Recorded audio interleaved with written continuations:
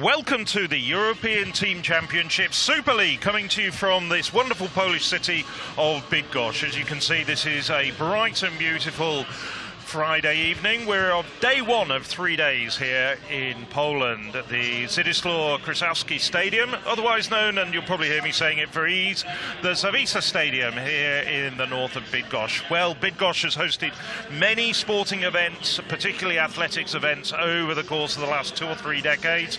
Most recently, we were here 2 years ago for the European Athletics Under-23 Championships, and many of the people who are competing here on this famous blue track are back here in action, trying to support their national teams, trying to win the European Team Championships title. And also there's going to be a big relegation battle, because this year 5 teams are being relegated ahead of the next championships in 2021. There's the weather forecast, a possibility of some showers later on, but it is beautiful weather at the moment, 26 degrees, and frankly barely a cloud overhead. And this weekend, well, we've got some excellent weather coming up as well, so we're hoping for some thrilling performances, fast times, long throws, big jumps, everything you could want from a top-class continental athletics meeting.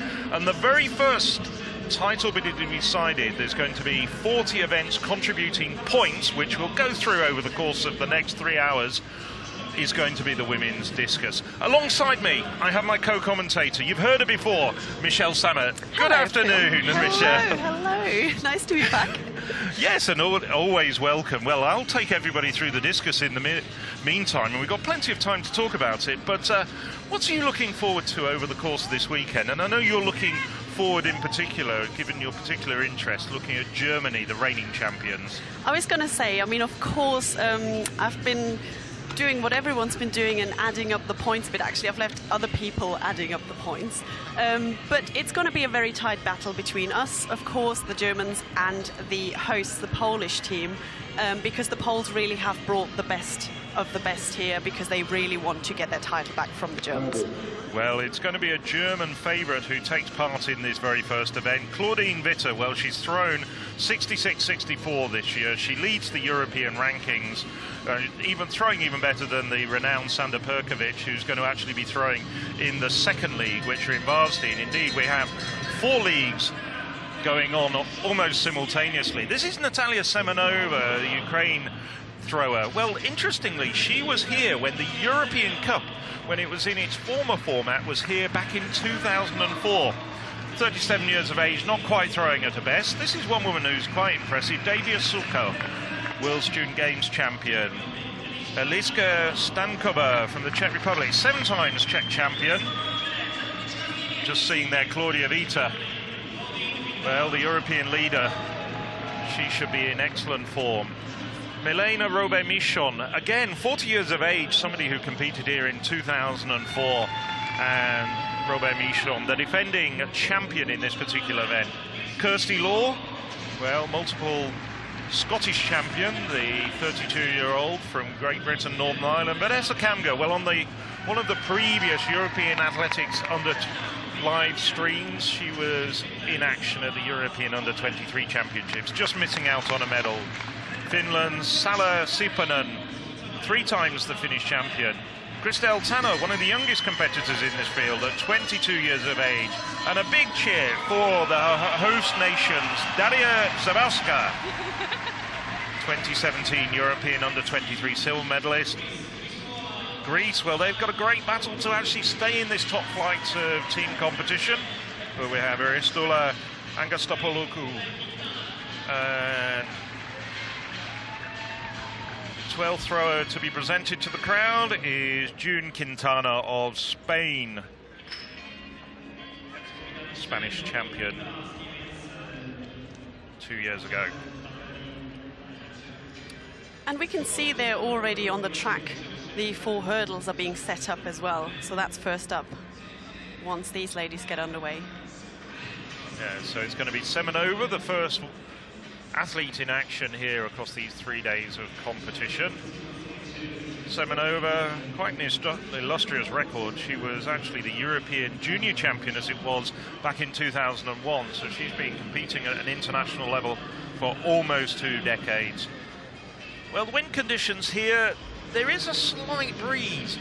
just trying to assess what direction it's going in, because potentially if it's a quartering breeze we could see quite a few throws over 60 metres. And just to explain the special format of the European Team Championships, well, of course all 12 throwers do have 3 attempts each, and then the top 4 in reverse order come up a little bit later when the spotlight is on them.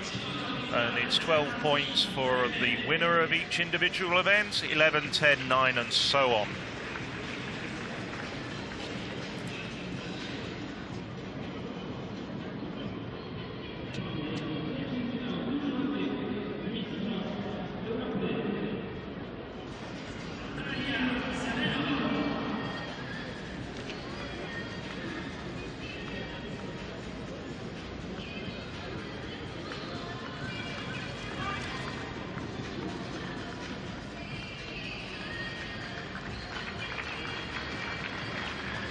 A good throw to start with there from Semenova. She's still throwing over 60 metres at 37 years of age, and once again the Ukraine champion. Took a European Championships bronze medal in 2012, potentially the highlight, shall we say, of her senior career. And I think it's interesting there as well, because obviously it's about team points, so it's good that she gets a good, like, straight away on the board. Yes, 55-30 for Semenova to get things underway. Ukraine, possibly one of those teams that'll end up in the middle of the table. They can't afford to drop too many points, or they could get lured into the relegation battle. We don't necessarily see them challenging for the top 3, though. And there we can already see, lining up in the first track event of the night, the men's 400-meter hurdles. 2 heats we will have.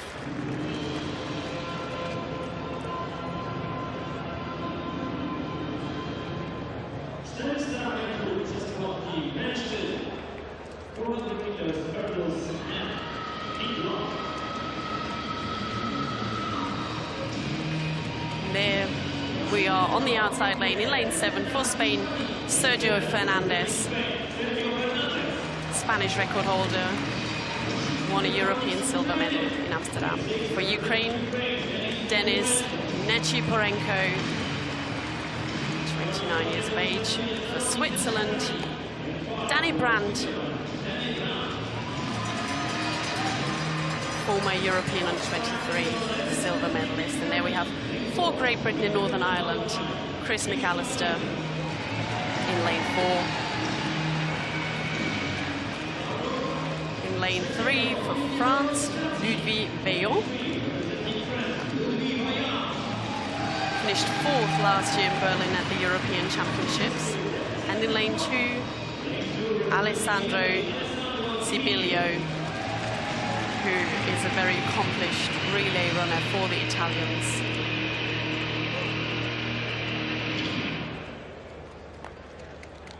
So, just to quickly reiterate from the inside out, Italy with Sibilio in 2, France with Veillon in 3, Mcallister in 4, Brand in 5, Nechiporenko in 6, and Fernandez in 7.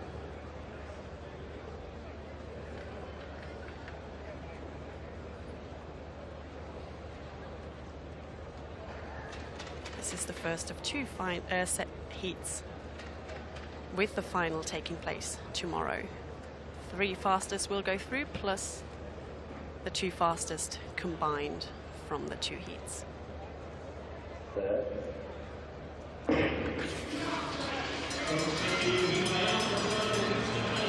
we go. Swiss Brand looking good in on the inside there. The French athlete, Veillon, in lane 3 as well. So those 2 are currently leading the stagger. Of course, can be a bit deceptive, but if you pay attention to when they are clearing the hurdles there, you can see in lane 3, Ludwig Veillon already made up a lot of the stagger there, and he's going to be the one to enter the home straight first over that hurdle. And now it's just down 2 more hurdles to go, and this is when the lactic kicks in, so it's about staying nice and tidy there, and he's still looking very strongly. They're strong coming through for Spain as well. Fernandez taking that second spot, and there it looks like Chris Mcallister for Great Britain and Northern Ireland has come through to get that third automatic qualification spot, and it looks like the Swiss will have to wait there whether they can get through on times, but it's Ludwig Veillon for France who takes it. Time confirmed there of 49.88 for the Frenchman, which looked very comfortable there, I believe.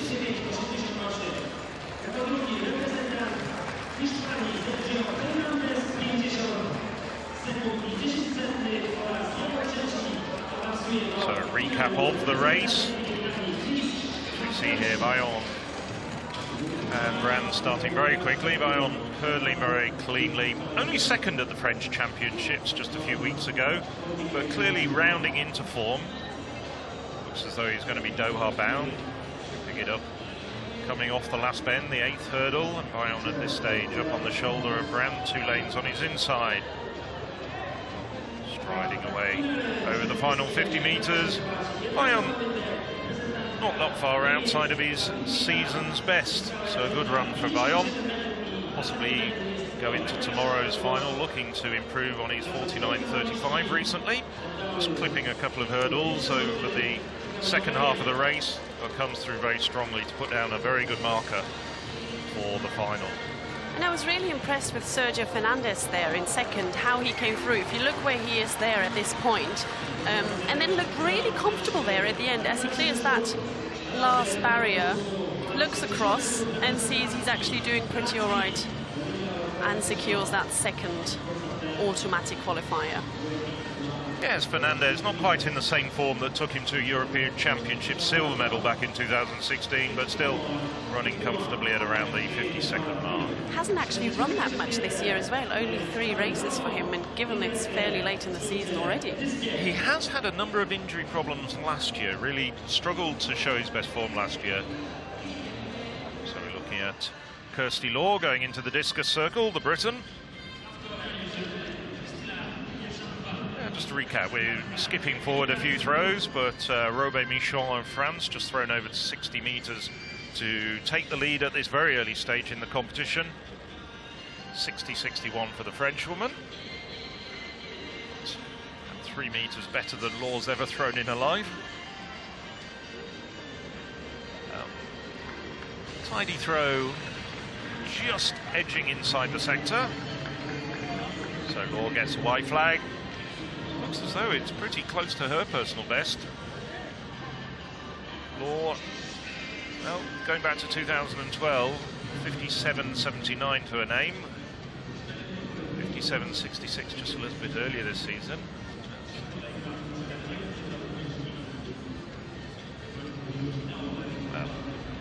See the 50-metre mark there, and there's also a 60-metre mark out there. So 54.78, a decent start for Law. Vita, perhaps the pre-event favourite, has gone into the circle as well. 57.02 for the German at this stage. There we have the results for that first heat in the men's 400-metre hurdles. France there with the lead in that race, 49.88 for Ludwig Veillon. So we move along quickly to the second of these 2 heats. Just a reminder, it's the first 3 in each of the 2 heats and the 2 fastest non-automatic qualifiers that'll go through to tomorrow's final. On the outside, inevitably going to get a big cheer, Patrick Dobek, fastest man in this competition, both on season's best and personal best. He's run 48.99 recently.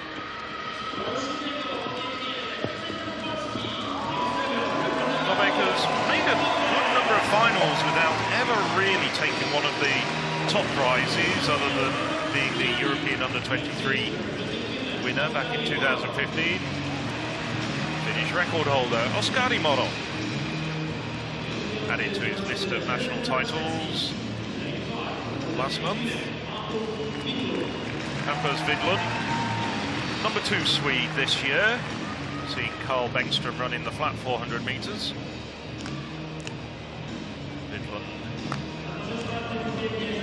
also very competent 110-metre hurdler. Lou Campbell, based in America for much of the year, at Salisbury University in Maryland. And Kostadinos Nakos of Greece, 4 times Greek champion. And has improved to 50.92. A big Muller. Well, Muller 6th in this European Team Championships 2 years ago when we were in Lille, reigning Czech champion.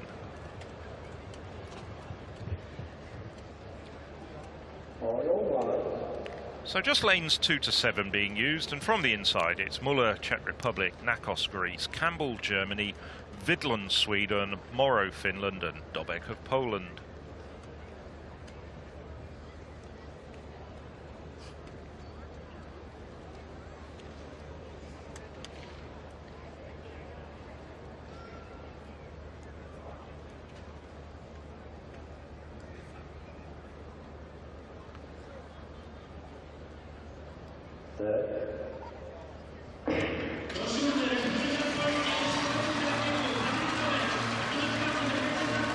And it's Campbell who's come out running very hard at this stage. Dobek also running well on the outside in lane 7.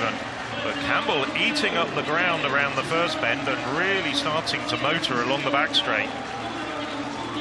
Campbell closing down on Morrow, 2 lanes on his outside, also doing well at this stage. Dobek, a very experienced hurdler, despite the pole only being 25 years of age. Something to prove. He took the bronze at the World Student Games, but I think he was a little bit disappointed with that. So, with just 2 flights to go, it's Dobek now edging in the front. Campbell starting to tire as we see Muller come through on the inside. Morrow also starting to work really well, but it's Poland, Czech Republic and Germany. That's the 1, 2, 3 automatic qualifiers. Just to note there, the race was a little faster than the first heat, and currently in the 2 fastest spots we have Danny Brand of Switzerland and Alessandro Sibilio of Italy with 50.41 and 50.76. So these are the times we have to remember and have to see. There we have the replay of the race. Here Campbell is still looking quite good on the outside. Dobek already leading, but this is where then Campbell starts to tire, and Muller on the inside is actually coming through, looking a lot better there than the German. And Finland's Oskari Moro there also coming closely to the German Campbell there, trying to get one of those final spots. It's interesting there, look, his necklace on Dobek's ear got caught. And I always wonder about this, whether athletes might not be irritated by various types of jewelry. I don't know how you feel about it, but... Personally, I'd always strip off anything. I mean, I know there's a few people who like Lucky Charms and so forth, but I'd always leave rings and necklaces in the kit bag. Not that you're wearing any right now. That is interesting. It really got caught there. But looking really good there as well, like long stride towards the end. Well, season's best is the only man in this competition who's gone under 49 seconds this year. So there we have it, confirmation, and indeed a season's best for Dobek, 48.80, not very far from his personal best. Muller second, 49.62, Campbell 49.94. Those 3 men go under 50 seconds and are confirmed in tomorrow's final. And here we have the full qualifiers, and as we can see there, Murrow in that, with that final surge he produced there in the second, he'd actually got one of those time qualifiers, as did Danny Brand in the first race for Switzerland. So those are the finalists tomorrow. So into the discus circle, it's Greece's Histrolo Anagastapoulou. 9 times Greek champion. Just drops rather short of the 50-meter mark. She's thrown at best 61.53 2 years ago.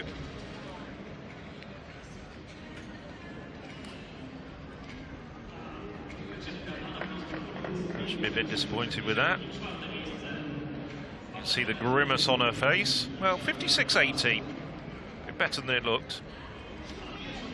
A little bit difficult to tell. We do have the sun shining right away. It's very bright on the infield. Now, Jun Quintana.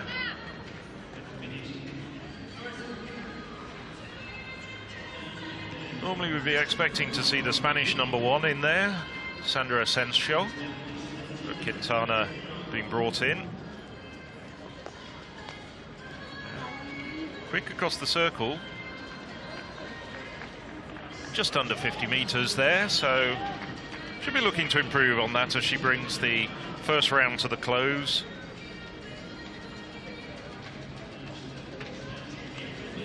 The 24-year-old has been in action predominantly in domestic competitions. Did finish 4th recently. Well, 2 years ago at the European Under-23 Championship, so has some international experience. 48.29, so that leaves her in 11th place at the moment. She'll be looking for throw substantially over. 50 meters. Now this is a repeat from earlier for the benefit of many Polish viewers. So Daria Zabowska.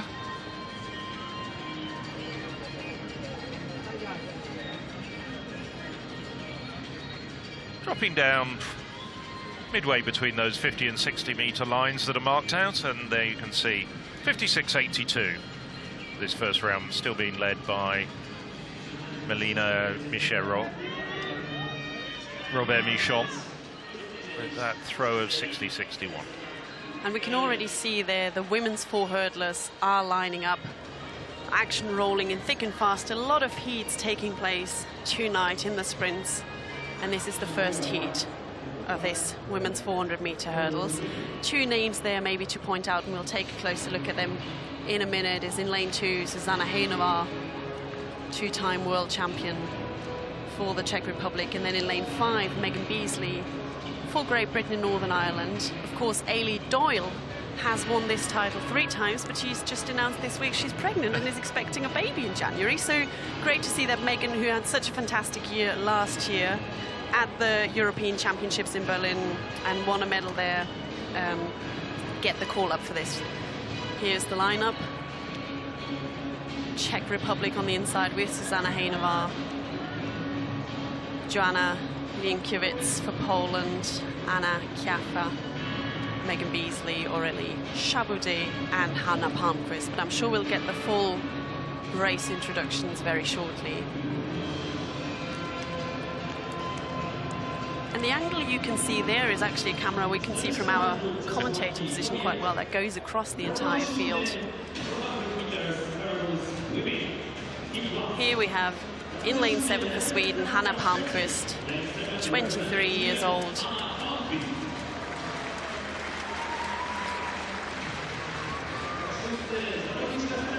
In lane 6 for France, the former Youth Olympic champion and heptathlete Aurélie Chaboudet.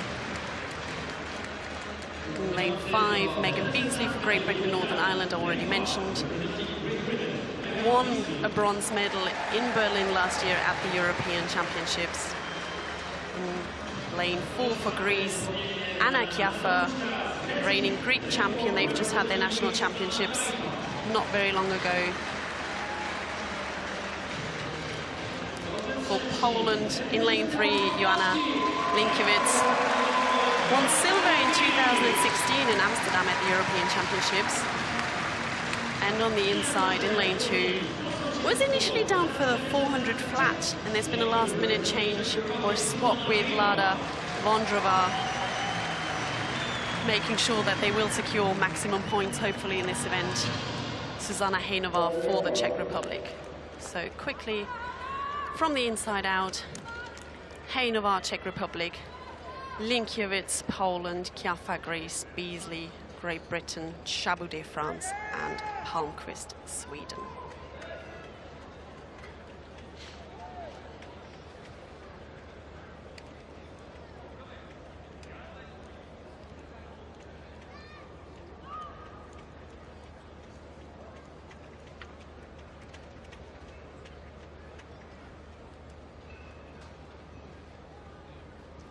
There,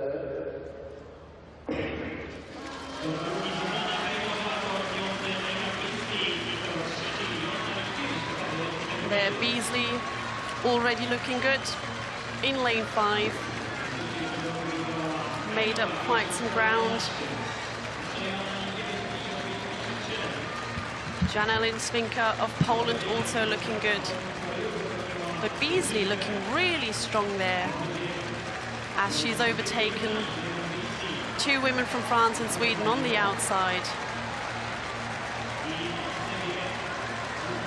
Megan Beasley very strong, coming on the home straight here, and on the inside as expected, Susanna Hejnová, but really clips that hurdle there, the Czech. And a big roar from the Polish crowd here as Linkiewicz also comes through very strongly, but Hejnová takes it in 55.81. Poland in second and Megan Beasley in third.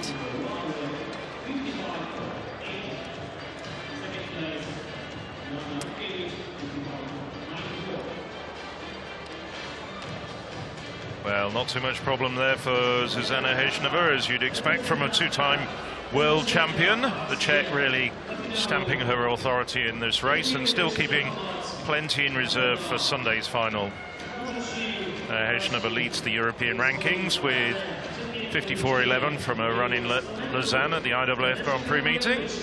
And she really doesn't need to do too much. She ran a tactically very astute race, and she knows she's got the flat speed just to come through to take Linkiewicz and Beasley.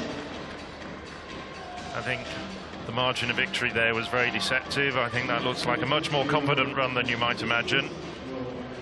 Just look at the expression on her face. She's not really working too hard and has the luxury of just being able to glance on her inside, see where everybody is, and keep plenty in reserve for the rest of this European Team Championships. And I'm sure we're going to see her in the 4x400 meters relay as well. But her clipping that hurdle there might be exactly what you were saying earlier, in that because it was so relaxed, that's when you start to lose concentration a bit, and you could tell that actually, yeah, it didn't look as straining as a 400 hurdles might be for the rest of us. Yes, and of course at full pelt you've got your strides, and an athlete of Hejnová's talent has really got her strides nailed down. But when she's just relaxing and just working away, yes, of course, perhaps relaxing just a little bit, and your stride can just get out, but never really in much trouble. Absolutely not. We switch our attention to the second heat. Well, if Hejnová was #1 in Europe, we now have #2 and 3 in Europe. And, well, this is Vanessa Kamgo just nipping into the circle before we turn our attention to the women's 400 meters. Rather modest 51.46 in the first round for the Swede, who just missed out on a medal at the European under-23s in front of her home crowd in Gävle a couple of weeks ago. Well, that looks like a much better throw, probably in the region of about 54 meters.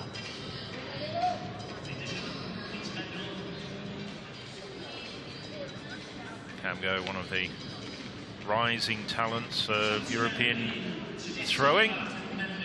Very amiable and affable woman. She's one of the stars of the press conference when we were in Sweden 3 weeks ago. Well,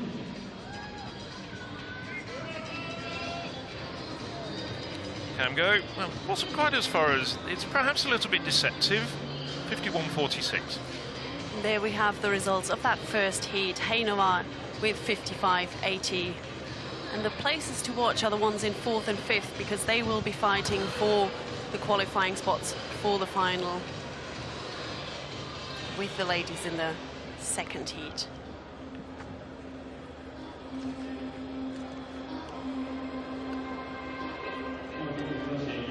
There is indeed the start list of the second heat. It's a very, very loaded heat indeed, and with looking at the women on the first 2 lanes, Anna Ryzhkova of Ukraine, who's second on the European list this year, having run 54.64, and just outside her, Io Foloronso, third on the European list, having won the World Student Games title in Napoli just a few weeks ago. Expect a tight battle by the women in lanes 2 and 3, but this is Celeste Paraluelo of Spain, just 15 years of age. She's the leading world under-18 athlete at the moment. On her inside, Jackie Baumann, twice German champion, daughter of the 1992 Olympic 5,000 meter champion, Dieter Baumann. This is Vivi Lekkonen, former European under-18 champion, and indeed, talking about prodigious talent, still the holder of the world under-13 best. Jasmin Geiger, 2017 European under-20 champion, the Swiss hurdler. This is Ayamide Foloronso, won the World Student Games title in Napoli. And on the inside, very experienced Anna Ryšková, now 29 years of age. Last year's European Athletics Championship silver medalist when we were in Berlin. So just a reminder, first 3 as of right to go through, 2 fastest non-automatic qualifiers. Keeping an eye on the time as well on the outside of the very, very talented young Salma Celeste Paraluelo.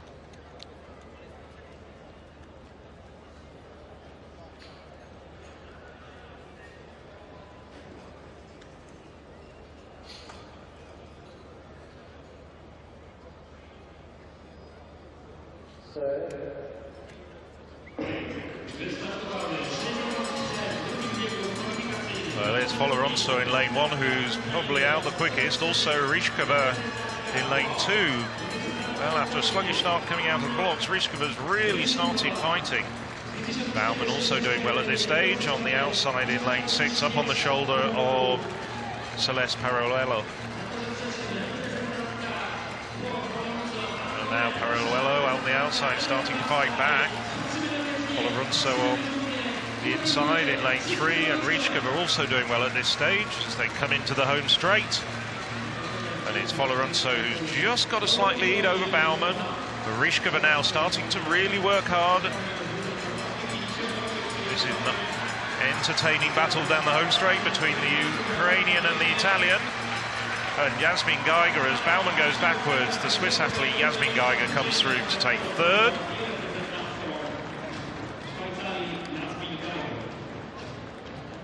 So, good win, battling win. Very strong home straight for Anna Ryšková. 56.28 for the Ukrainian. Just edging out Aya Foloronso.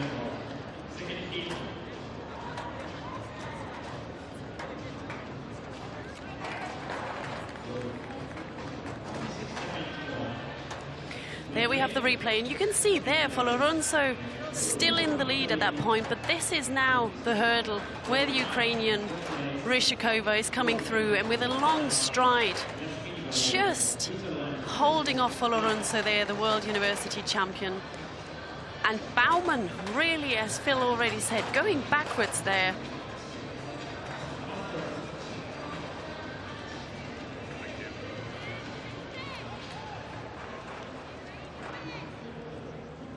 Really quite the gap there between the top 3 and the remaining 3. So we'll have to take a look at the times and compare them to those of the first heat and see which 8 athletes will be going through to tomorrow's final.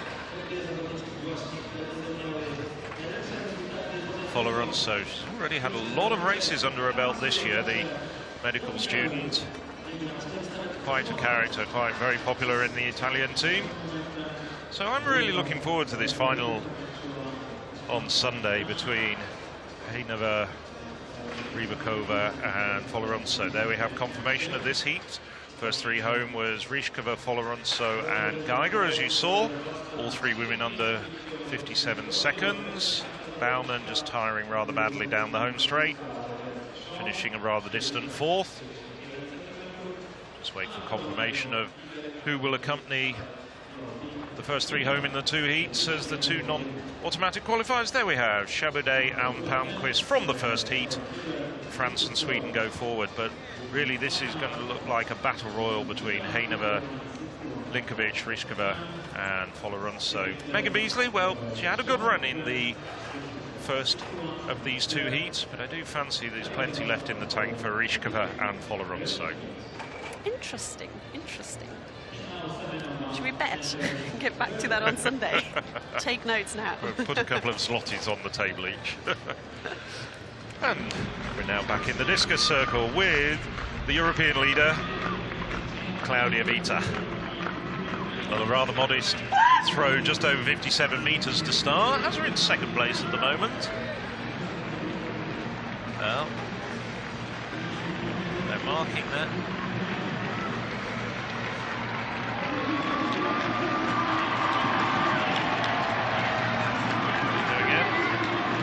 Really risen to the top of not just the German but the European standings this year. She's made a huge improvement.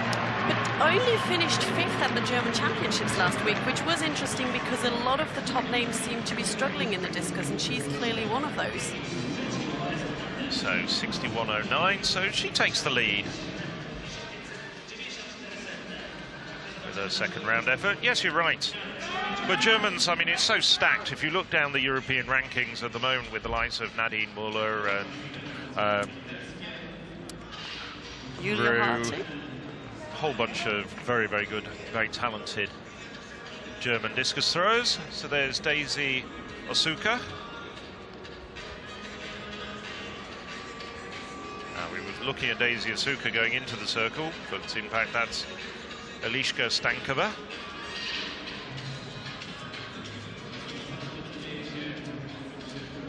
Stankova just throwing just over 50 metres. The first round of 54.00.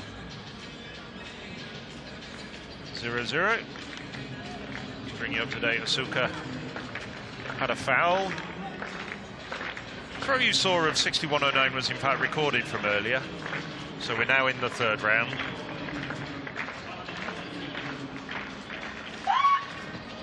Sort of bowled it there. Never really, well, probably a metre or so shorter on her second round effort. Don't think that's any improvement on her 61.09. Got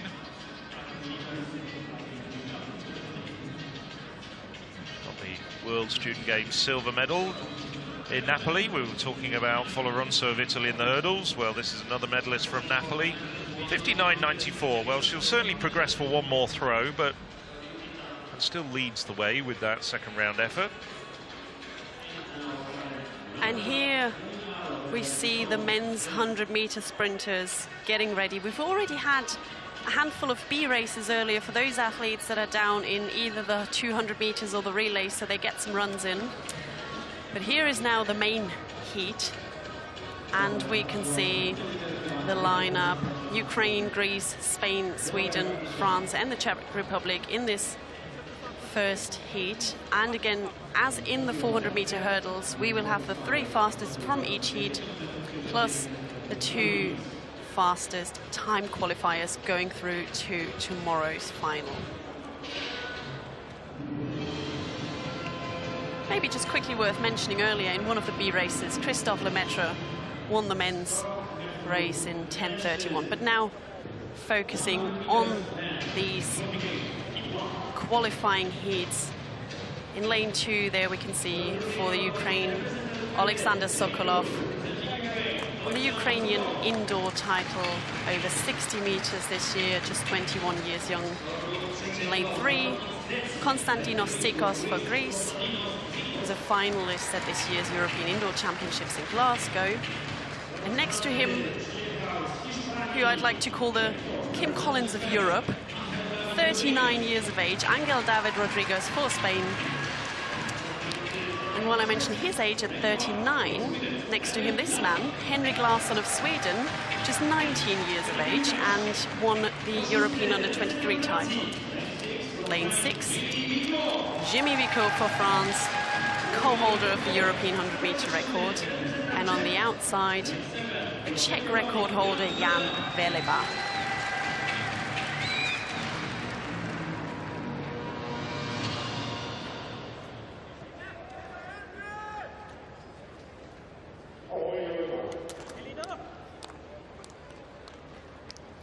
from the inside out.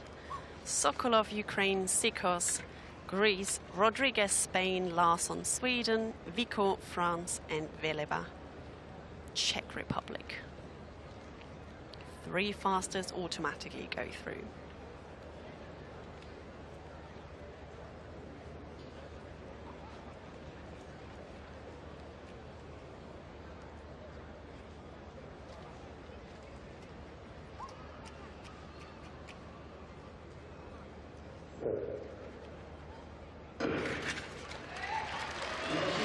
And there we can see on the inside, Sokolov from the Ukraine looking good, as does Jimmy Vico for France. Looking very strong, the European record holder. Dominated that race, but on the inside, 21-year-old Alexander Sokolov also looking good. Vico pulled out of the French Championships finals as a precaution because the weather was poorly, but 10:07 there with just a little bit of tailwind. Looks very good in this heat.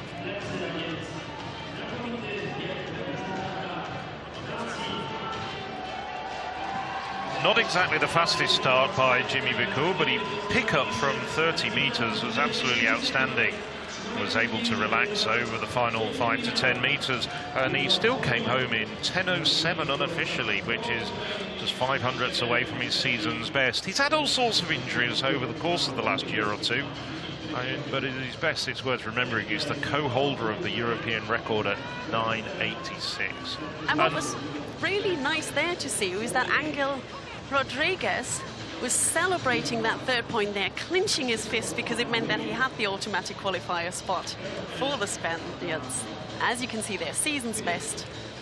And Jimmy Vico's 10:07, they're really showing his dominance in this first heat. Times to remember, 10:51 and 56 for Czech Republic and Sweden for the 2nd heat coming up. These guys will have to hold their breath and wait and see whether they've done enough to qualify for the final. There we see the little electronic trucks that have become so much part of international athletics meetings, bringing back the implements. Sala Siponen, well, she's quite a way down at the moment. She's down in 9th place, so she needs to improve by 25 centimeters to get herself into the top 8. And she needs to make a much bigger jump forward, needs to throw over 57.12 to make it into the top 4 and qualify for one final throw. Well, that's a good effort from her. Siponen has a best from last year of 58.36. Not as far as that, the 3-time Finnish champion just manages to stay in. Did a little dance around the rim, but gets the white flag from the judges by the cage. Well, Siponen nearly gets into the top 4. 56.88. So good points from Finland, but she's going to miss out on that 4th round.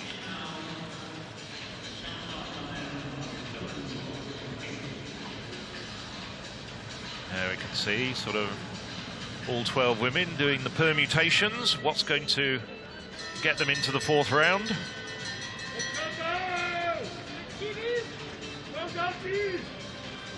So Chantel Tanner lying in 12th at the moment with 47.72.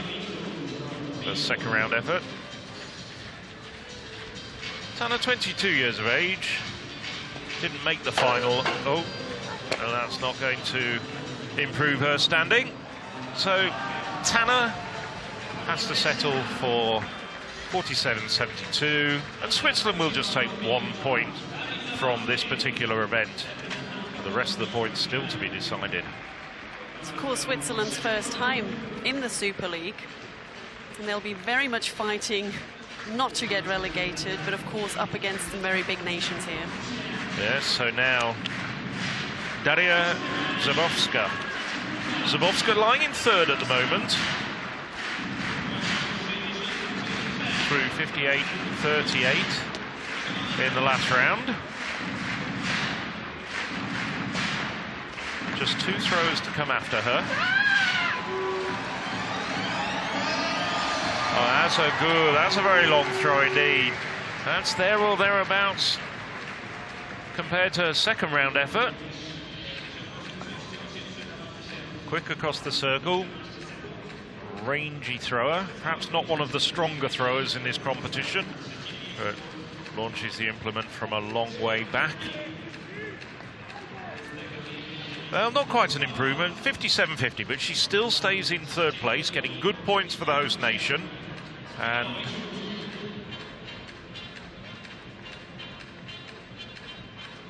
has a good chance, very good chance indeed, of going through to the fourth round.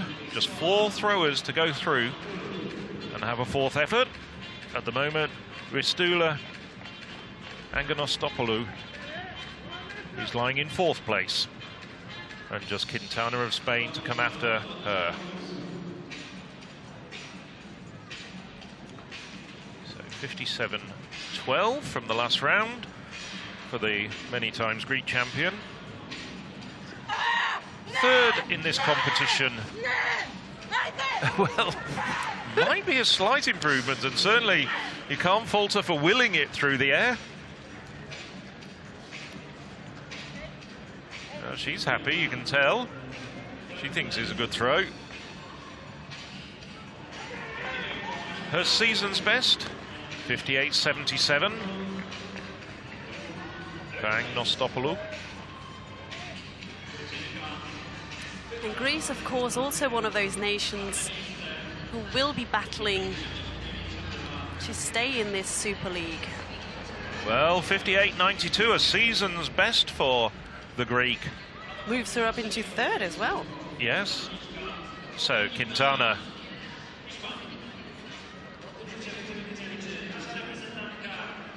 The very last woman to throw in this third round. Spaniard lying down in 11th place at the moment. 50.63. So Quintana, well, she's going to have to add well over a metre to her personal best to get into the top 4 if she's to progress any further. But of course, every point counts.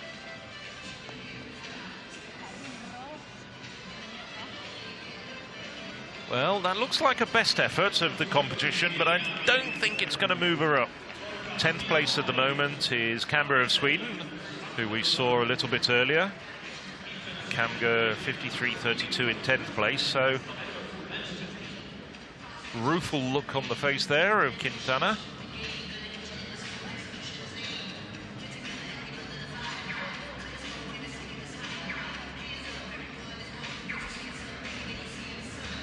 Just 4 centimetres shy of her second round effort, so she stays in 11th place at the moment.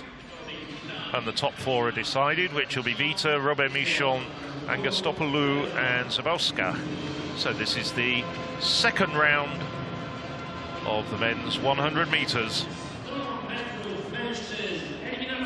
And the man to look out for here is out in lane 7, the quickly improving Italian, Lamont Marcel Jacobs,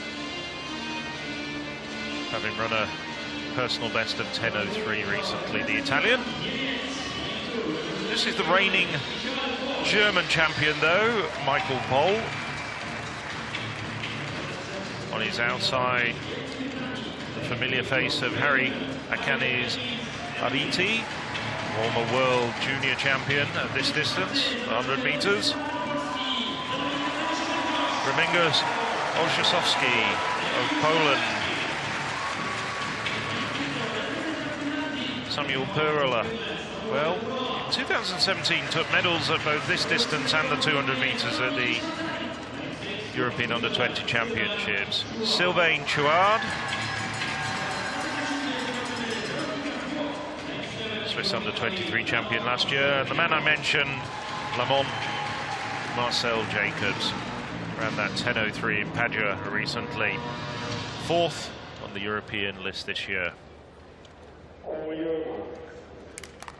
So as they settle into their blocks from the inside in lane 2, it's Pohl of Germany, Akanes Ariti of Great Britain, Olszewski of Poland, Perula of Finland, Chouard, Switzerland, and on the outside in lane 7, Jacobs of Italy.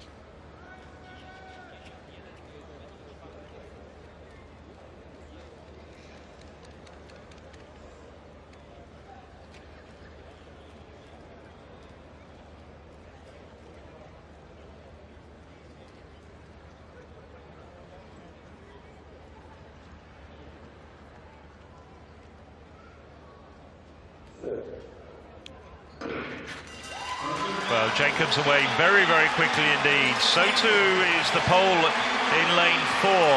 Oleszowski, now Jacobs has the luxury of easing up, and Pole comes through very strongly in lane 2 to take second place.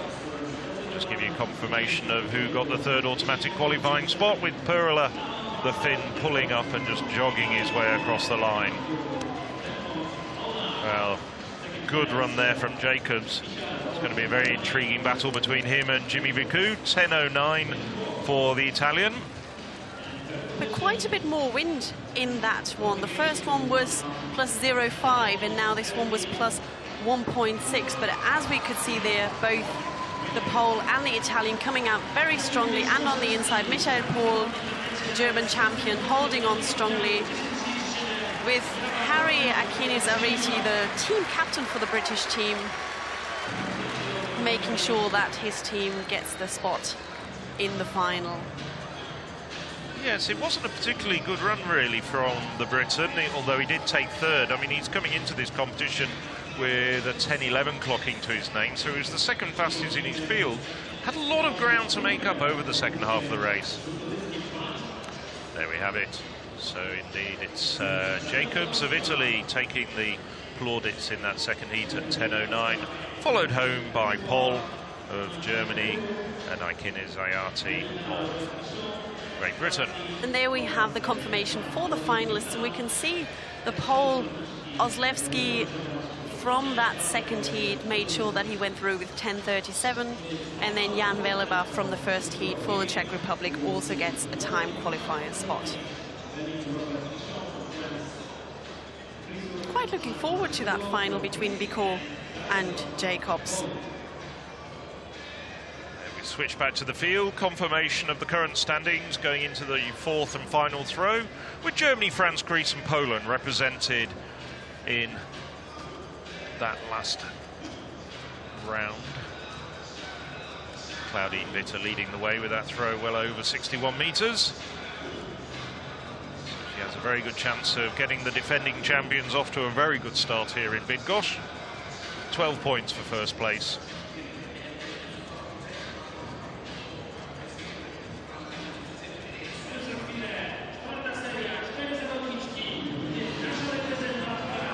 Wrapped crowd here at the Zavisa Stadium.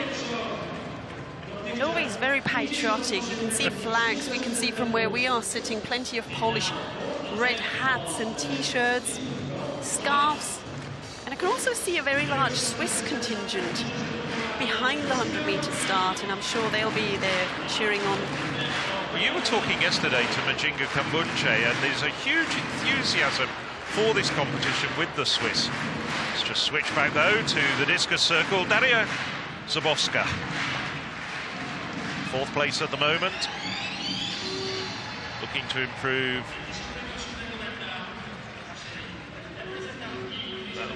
Don't think that's an improvement for her.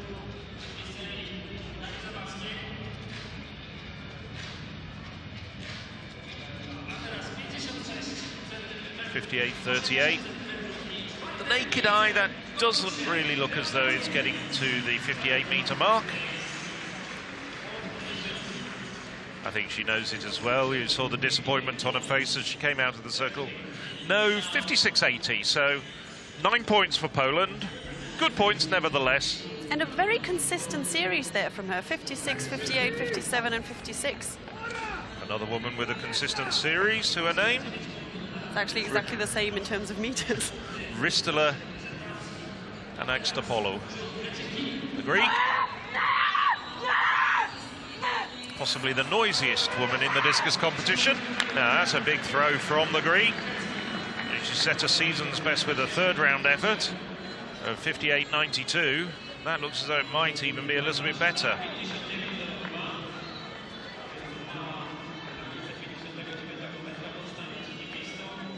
Right on the 60-meter mark, just maybe 50 centimeters or so shy. Oh, an improvement, 59.02, but it doesn't move her up. But 10 points for Greece. So she'll be pleased with that. Good improvement. Melina Robert-Michon. Well, she won this competition 2 years ago in front of her home crowd in Lille. Now 40 years of age. I don't think she'd object to her being called the evergreen Robert Michon. Now skips and hops away across the circle, and that is a very good throw. That's over 60 metres again. Went over 60 metres in the first round with 60.61. I think that's a slight improvement, but I'm hazard a guess and say it's not going to dethrone Vita from first place. I think you're right there. Nevertheless, 2 throws over 60 metres. 60.47, so not quite as far as the first round effort. But France finished second and bag 11 points. Well, confirmed as the winner, Claudine Vita. Had a massive throw recently. 66.82. I'd say 66.64. Slightly misreading my notes there. To top the European rankings. Oh, that doesn't look like a good throw at all. Never looked quite right, did it? Goes out of the circle, gets the red flag. Nevertheless, Germany get off to a fine start here in Bydgoszcz with 12 points. The defending champions really putting up a strong showing in the very first event. Can I cheer yet? No, I don't want to jinx it. We'll allow you a few little cheers if things go well for the Germans over the course of the next few days. Like a little cheer jar on the table. Claudine Vita, very much I mean, she had fine credentials in junior competition, but very much the new face of German discus throwing. And we've talked in the past about Nadine Muller, Shanice Kraft. And I think that's, again, showing what the Germans are doing right, especially in the field events, in making sure that the younger athletes are coming through. And it's something that Mujinga Kambunji actually mentioned yesterday in the press conference, in how good of a competition the European Team Championships is, especially for up-and-coming athletes, because it means they really get to mingle with the seniors, they get to have lunches and dinners together, they ask their questions. And she said for herself, it was very important to be part of these kind of competitions and to learn from the older ones. And I think Claudine Vita is one of those athletes who will greatly benefit from being here and to learn from the more experienced athletes in this field. And on her team, of course. You just saw there a few shots. Well, this is Daisy Osakui, but we'll try and bring you more details of the mascot. We've been caught a bit by surprise by the mascot. We thought it was going to be something else. Trying to, yes. I mean, didn't study anything in the zoological area, but it's very, very hard to determine what kind of animal it actually is. And has it got measles? Let's hope not. All right. We're just making fun of the mascot. It's one of those light-hearted moments during the course of the programme. Shortly coming up the women's 100 metres as well. There. And the other event to be decided tonight is the men's javelin coming up with some very fine throwers indeed. That's going to be one of the really good competitions in the field this weekend. And would it be rude of me to say that the Germans are also the great favourites in that event? Well, you do expect the Germans to really put up a good showing in the throws. There we go. Confirmation, Claudine Vita winning with 61.09, taking maximum points, 12 points for the Germans as they defend the title that they won 2 years ago in Lille. Good throwing as well for Melina Robert Michon, 60.61, and a season's best for the Greek thrower Angastopoulou.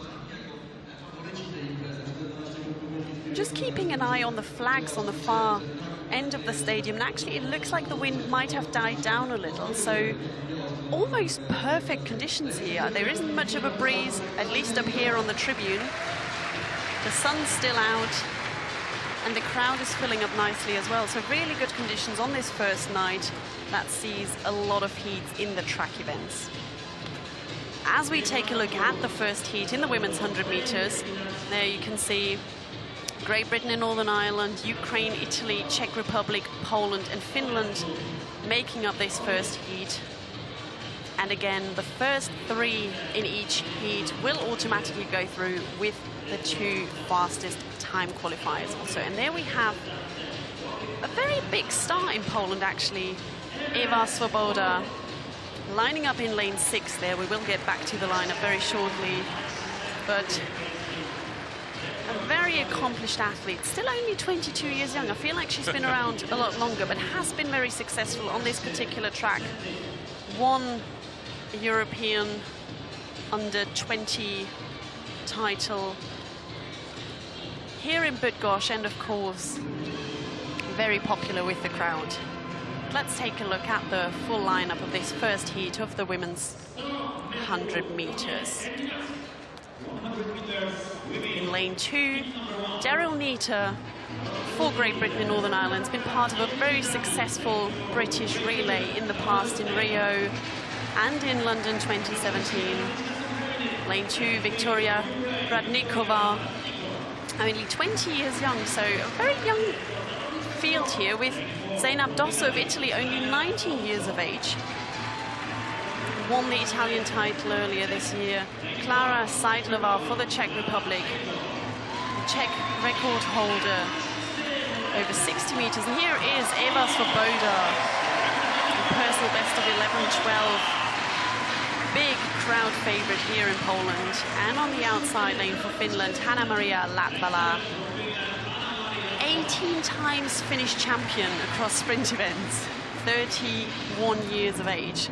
So we've got quite the gap here between the athletes in terms of ages. So just to reiterate, Neater, Great Britain, Radnikova, Ukraine, Dosso, Italy, Seidlova, Czech Republic, Swoboda, Poland, and Latvala, Finland.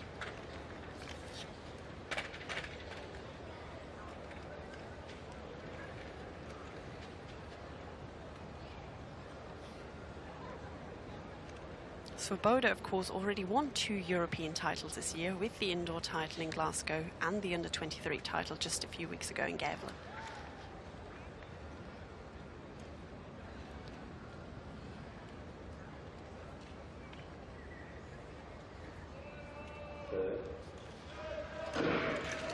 Good start there from Daryl Neater on the inside lane.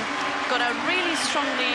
Swoboda now falling more into the race, following up Neater there, but it looks like the Briton is taking that victory, with Swoboda coming through in second.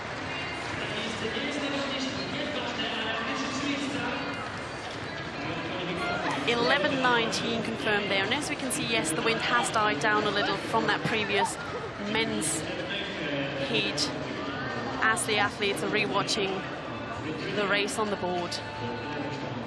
Well, an excellent start from Neater. She really does get into her running very quickly. Good pickup, and starts to really stride away from Swoboda. Swoboda, I think, aware that she's qualified in the Turks 3 without any problems. Swoboda, though, on the replay, you can see got absolutely left in the blocks. And when you consider that she's the European indoor 60 meters champion from Glasgow in March, that was a disastrous start from Swoboda. Had a lot of work to make up, but nevertheless, in the end, Neater coming through with the season's best, unofficially 11.19. We'll see whether that's adjusted. And Swoboda not that far away from that time either. And very hard-fought third place there between the Czech and the Italian, so very close. I can see the results coming up, and I think it's the Czech who gets given the nod here in this case. And the Italian will have to wait and see whether her time is enough. Daryl Neater clearly pleased with herself there. Here we have confirmations of those results, and it is indeed Seidlova who gets the third automatic qualifying spot, with Dosso having to wait and see. But season's best there from Daryl Neater, and yes, she did really look in fine form, still only 22 years young as well. So it looks like one of the athletes stands. So the Czech team. This is a good point just to say a big thank you to European Athletics International partners, Spa Ligure and Eurovision, for their assistance in bringing you this live stream from the European Team Championship Super League here in Bydgoszcz. And it's not the only live stream that's going to be coming to you this summer. We, of course, have live streams coming to you from the First League in Sandnes. And as well, next month, we're off to Minsk, the Belarusian capital, for the match. The inaugural European versus USA outdoor duel. So I hope you can join us for that. Well, women's second heat, the women just coming out.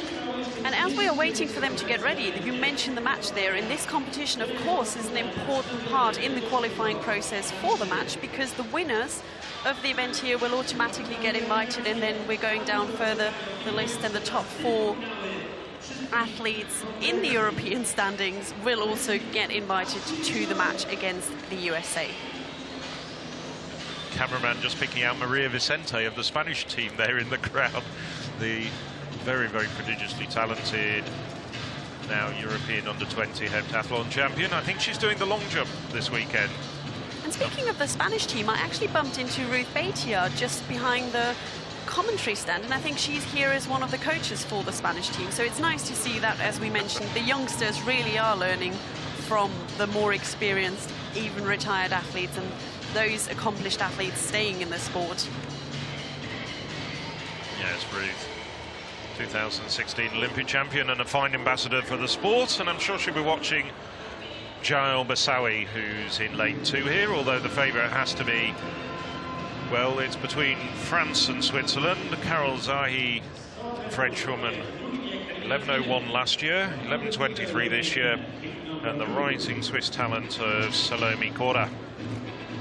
Cora just briefly toppling very, very experienced Majinga Kabunje from the leading Swiss position.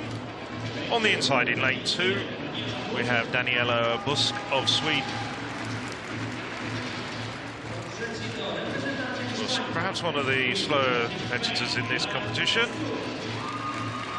Besui just recently winning a European Under-20 Championships bronze medal over 100 metres. Carol Zahi, well, 11:01 last year, winner of this event in Lille. And the Greek, Spanadukaki Hatsarigi. Salome Cora, well, I'm intrigued to see how this young woman runs. Recently ran 11:13. And in lane 7, well, won medals at 100 and 200 metres in Napoli at the World Student Games on the outside for Germany. Lisa Marie Quay.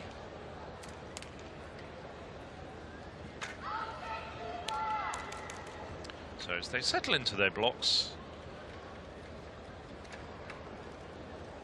Spanadukaki Hatsariga taking her time to settle, the Greek.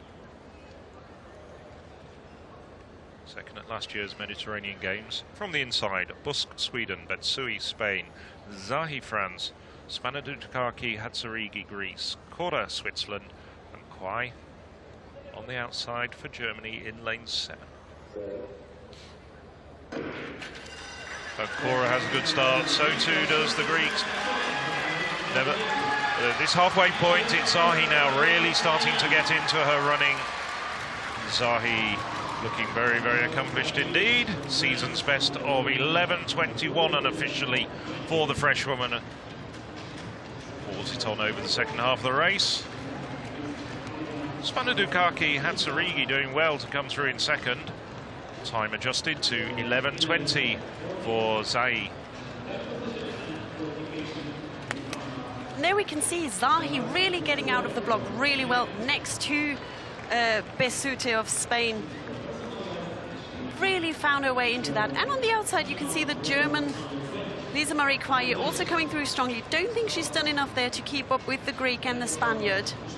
But it's interesting if you compare the Spaniard there next to the Frenchwoman, how long she keeps her head down coming out of the block. So completely different style, but really good running there from Zahi in lane 4. Bit of a disappointing run, I think, from Quay. When you consider that just 3 weeks ago she actually took medals in Napoli at the World Student Games over both sprint distances. Just looks a bit tired. Well, they also had the German Championships just last week, and they had to run the rounds there, 3 of them. And so I think it does show.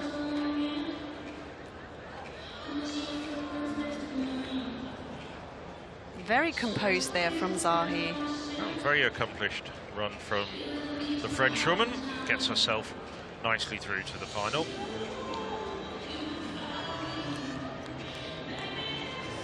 And confirmation, Zahi 11.20, season's best as well for Rafaela Spanadukaki-Hatzarigi, 11.40, and Betsui 11.43 to get Spain, the 19-year-old Spaniard automatically qualifying. Quay 11.43. There's Maria Vicente again.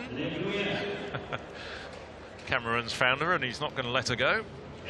So Daryl Nita 11.19 leading the way, Zahi 11.20. Going through as non-automatic qualifiers, Quay at 11.45 and Dosso of Italy from the first heat at 11.49. You get them started young here in Poland. Fans of all ages. Well, this is a great sports city. It's not just athletics. I mean, I've been here a number of times, going back 20 years to the very first IAAF World Youth Championships, as it was in '99. A couple of World Cross-Country Championships have been here as well.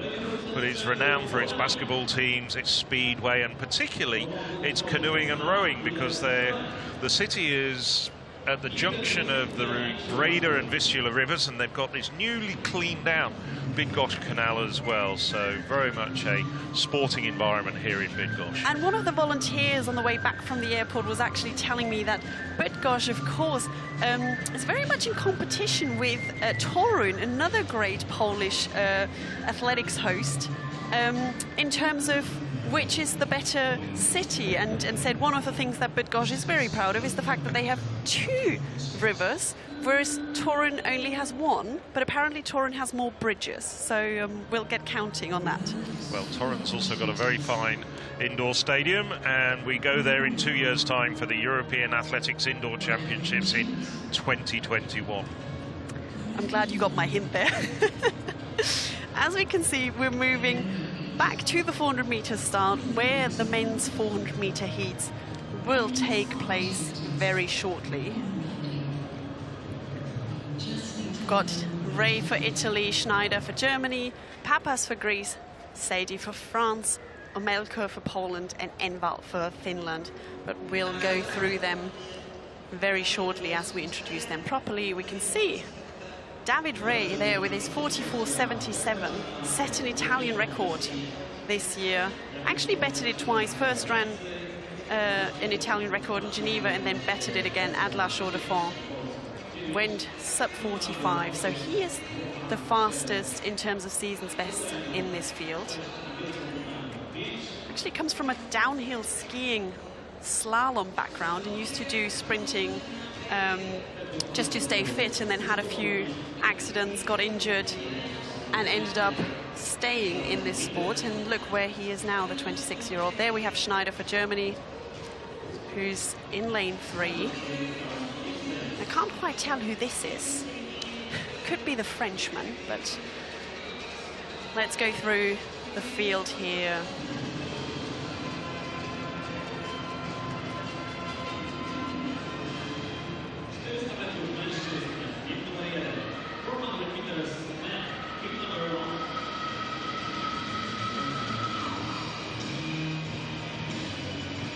Again, just as in all the other sprints, 3 fastest will go automatic through. Christopher Envald for Finland set his personal best this year. Rafael Omelko, very accomplished relay runner. The Pole was part of that relay that set the world record indoors last year. Fabricio Sadi of France in lane 5. Mikhail Papas of Greece in lane 4 also set his personal best this year, 21 years young. Patrick Schneider of Germany in lane 3. And the men I already mentioned earlier there, David Ray of Italy, the 26-year-old Italian record holder. keep an eye on lane 5. Fabrizio Sedi, 20 years young, new European under-23 champion from a few weeks ago.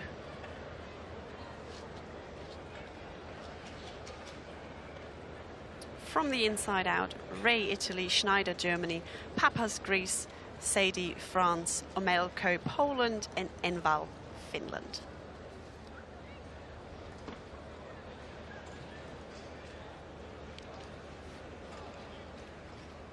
And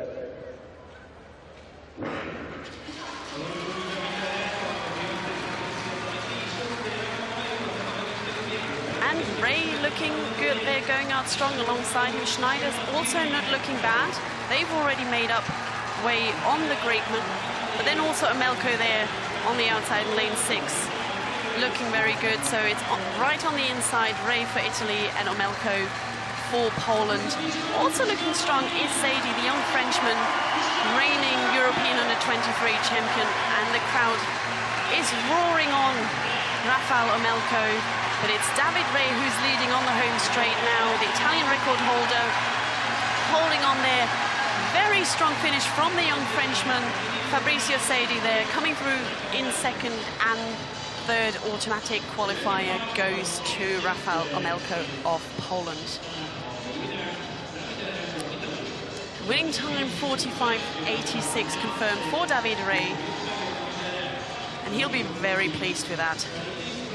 Yes, he'll be pleased, but I thought he had to work a bit harder than I imagined, considering he's run almost a second faster than that. Well, indeed, more than a second faster than that. He had a lot of ground to make up as well, as you can see as he's coming into the home straight on the replay, to claw back a little bit of a deficit from Sedi in particular, and Omelko as well on his outside. Had to work hard down the home straight in the end, coming through though for the win.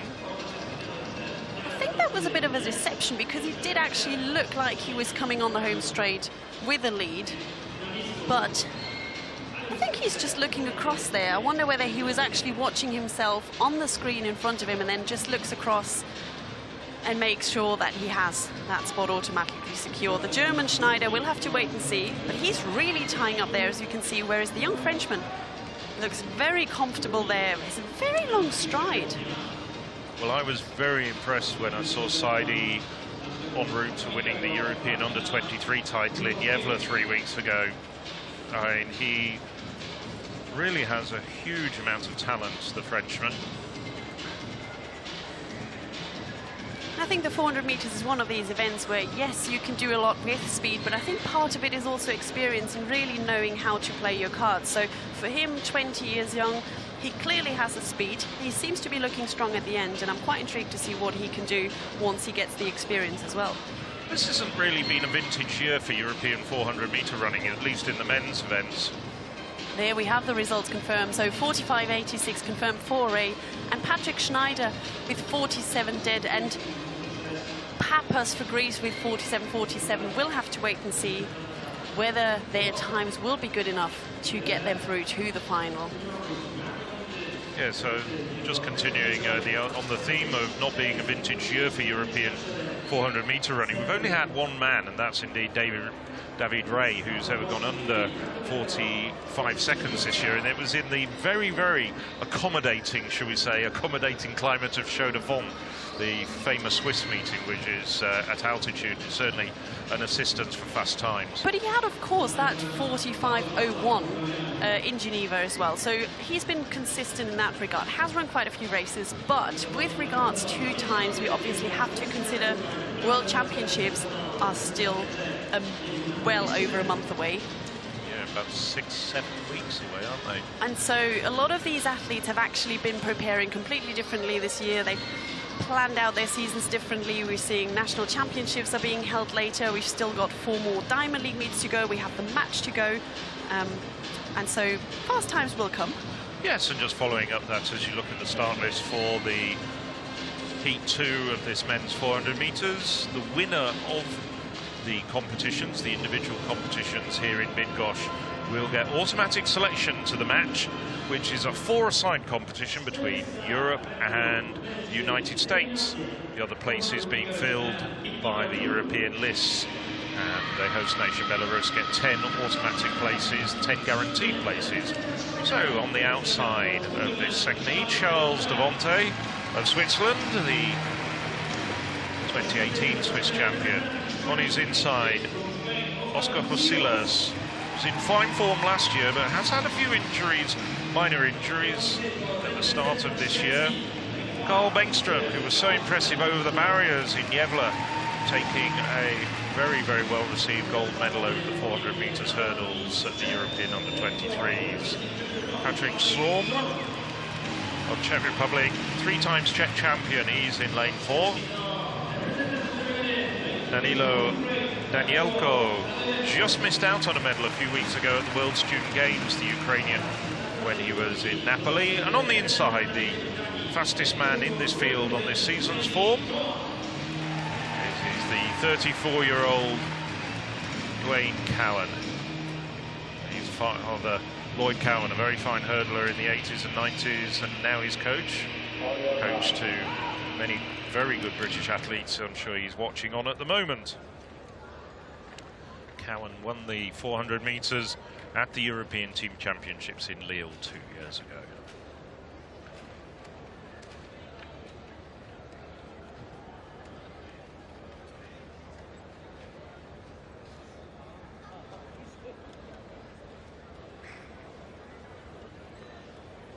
From the inside, Cowan, Great Britain, Danilko, Ukraine, Solm, Czech Republic, Bengtström, Sweden, Husilas, Spain, Devonte of Switzerland. Well, it's Husilas of Spain in lane 6 who started very quickly, almost immediately within 100 metres up on the shoulder of Devonte on his outside. Cowan now took his time getting into his stride, but now really working well down the home straight, the back straight, coming into the bend. Husilas clear lead at the moment. Cowan, though, long legs of the Briton, starting to eat up the ground on Husilas. In just the space of a few moments, it's Cowan now challenging Husilas. Husilas fighting back, though. So this is the battle between Cowan on the inside and Husilas. Cowan easing up, though. Husilas takes the win, but Cowan did ease up over the final 20 metres. Spain 1, Great Britain and Northern Ireland 2. Husilas 46.66, so considerably slower than the first heat. Interesting to see who comes through as the non-fastest automatic qualifiers. I was going to say, I think it's Daniil Danilenko who secured that 3rd spot there, coming through strongly. There we can see the replay, so really not much between the Briton and the Spaniard. Husilas really hanging on there, fighting a little harder. I think you can see Cowan looking over a bit, easing up, and Husilas taking that win, and Danilenko coming through there in lane 3 for Ukraine. So those 3 are the automatic qualifiers. And I do think that Carl Bergström there, the young Swede, comes through, look, from very far behind here, where the Swede there in the yellow and blue catches up with the Czech athlete and secures that 4th spot. And I think he might have done just enough to get one of the time qualifiers. So I'm intrigued to see that. Not just that, I think he's very close to his personal best. Thrown in at the deep end here, he's obviously got the strength from the 400 metres hurdles, so really does very well indeed down the home straight, overtaking Sorm on his inside. No doubt at all about the winner. It's Oscar Husilas of Spain. So a little bit slower than the first heat, but Husilas takes the win in 46.66. Cowan 46.82 for Britain, and Danilenko 46.96 for Ukraine. Bengtström 47.16, indeed it is a personal best by a few hundreds. I think that's maybe enough to see him through as a non-automatic qualifier. It is indeed, because I've got it written down here, and the 2 non-automatic qualifiers are indeed Patrick Schneider. Here we have them coming up for Germany, and Carl Bengtström, the Swede. So great to see him perform when it matters, personal best there, and make sure that Sweden is in for a chance for extra points there. Well, there'll be a reformatting of the European Team Championships in 2021, so that it's 5 teams that are going to get relegated from the Super League on Sunday evening, because we're going to slim down the divisions down to first, second and Super League of teams of 8 from the current 12-team divisions. It's very hard to see so many teams go. I think that, but it also makes it very interesting because there will be a very close battle for those remaining spots. Well, we go back to the format that we had under the old European Cup. I, for one, am in favour of that. I actually quite like that as well. As we move straight back to the track, to the women's 400-meter heat, and there we can see a lady I've mentioned very briefly earlier, Lada Vondrova of the Czech Republic, who was initially down for the 400 hurdles, swapped with Susanna Hejnová and is now down in the 400-meter flat. Has a personal best of 51.71, so really, really strong performer. And I think it was clever that they swapped, because I think points really matter for the Czechs here. First of all, here in the outside lane, in lane 7 aboard, Sofia Spielmeier, 3 times German champion.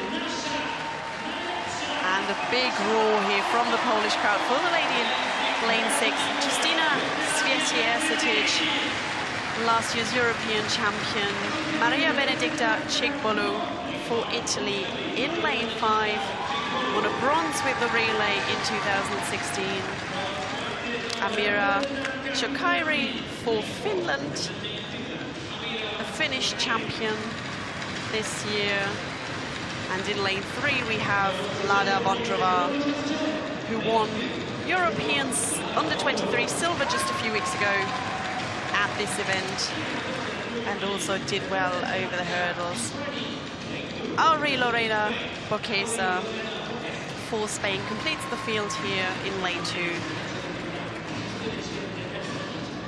Really quite the mix here of various accomplishments and ages in this field, but the lady or the woman to watch in this race, Lada Vondrova of the Czech Republic, as well as Justyna Świeciejczyk of Poland in lane 6.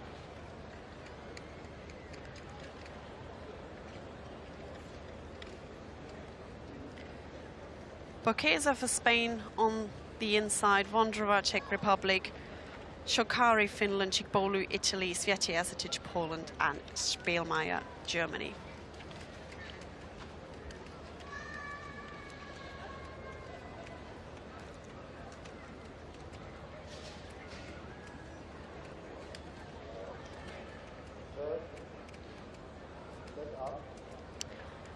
There seems to be a bit of noise on that side.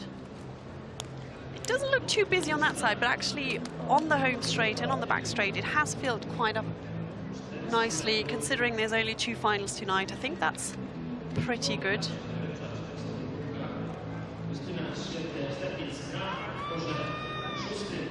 Green card is being shown to all the athletes, as it was no one's fault. And it was the decision of the starter to call back the athletes. Of course, false starts aren't seen or aren't very popular in this event in particular, as every point matters for this team competition.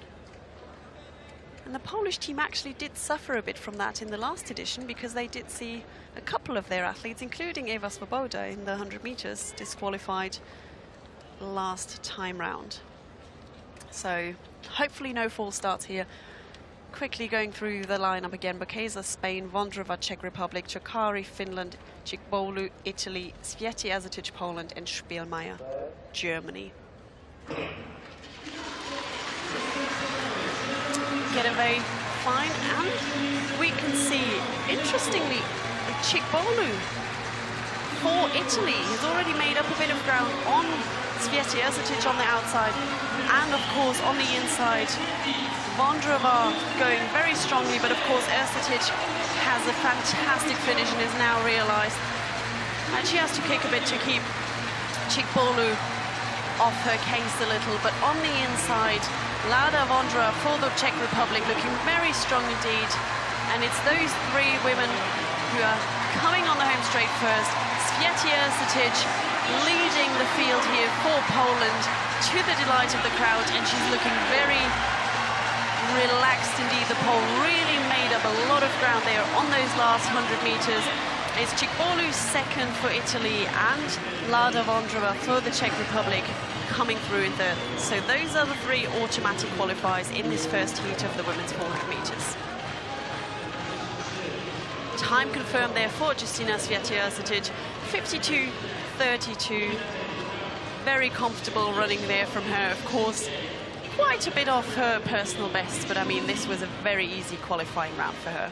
Indeed it was, but I was very impressed here by the running of Chikbolu of Italy. And she was in fine form a few years ago, back in 2013, and it's starting to come back into that sub-52 form this year after a number of injuries and just loss of form. Yes, she tired a little bit over the final 50 meters. Vondrova coming through to take third place. Vondrova tried to double up in Javelin, and she got a silver medal in the flat 400 meters, sixth in the 400 meters hurdles. She's a very strong athlete, and of course we are going to see all of these athletes, I'm sure, in action in the 4x400 meters on the final day here in Bydgoszcz. And here, a very interesting stat on Chikbolu from our statistician Mark Butler, which is that her grandfather, Julius Chikbolu, was ninth at the 1956 Olympics in the high jump for Nigeria. So if that isn't a little fun fact, I don't know what is. Can you name who won the 1956 high jump? I can't, but I can tell you how high he jumped. Don't look at your notes. How high did he jump? How high did who jump? The winner? Oh, a granddad. Sorry. Granddad jumped 2 meters, and it was won by Charlie Dumas of United States. You looked that up beforehand, didn't you? I didn't. I knew that. There we have the results of that first heat. Justyna Swiatek confirmed the winner. Chikbolu in second, Vondrova in third, and it's Spielmeier and Bokesa who will have to wait and see whether their times will be enough to get them through to the final.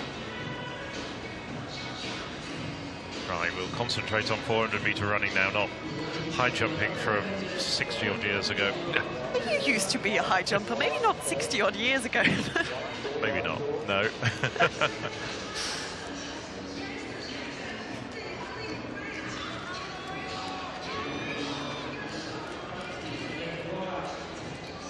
So there's the start list for the second heat in the women's 400 meters, and the name certainly to look out for is in lane 6. That's Leah Sprunger, European 400 meters hurdles champions last year in Berlin, and the European indoor champion this year in Glasgow. Well, Sprunger hasn't run an outdoor 400 meters flat competitively this year. That time of 51.61 actually dates from her winning Glasgow. Still makes her the fastest time on current form in this field. There's Deborah Sananez of France, just a close-up of the French woman, who also came away from Berlin with a medal as part of the French silver medalists in the 4x400 meters relay. As with all the track events today, it's the first 3 who go through as automatic qualifiers to the final and 2 non-automatic qualifiers. This particular event has its final tomorrow evening. So quick recovery time for these women, some of which will be used to running back-to-back heats, some of which perhaps less so.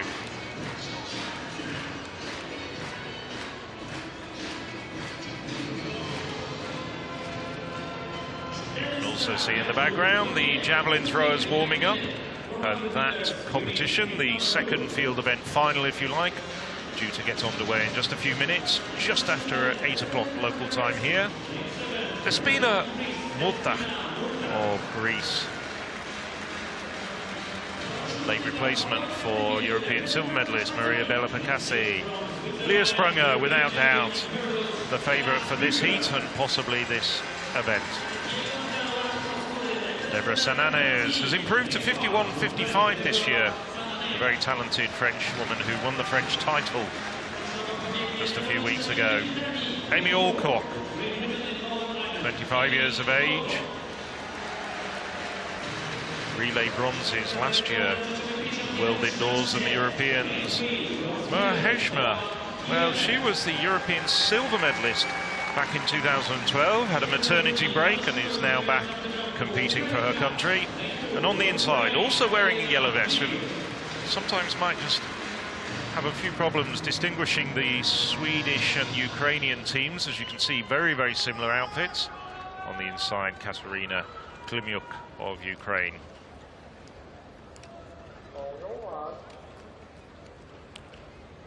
So as they settle in, from the inside is Klimyuk of Ukraine,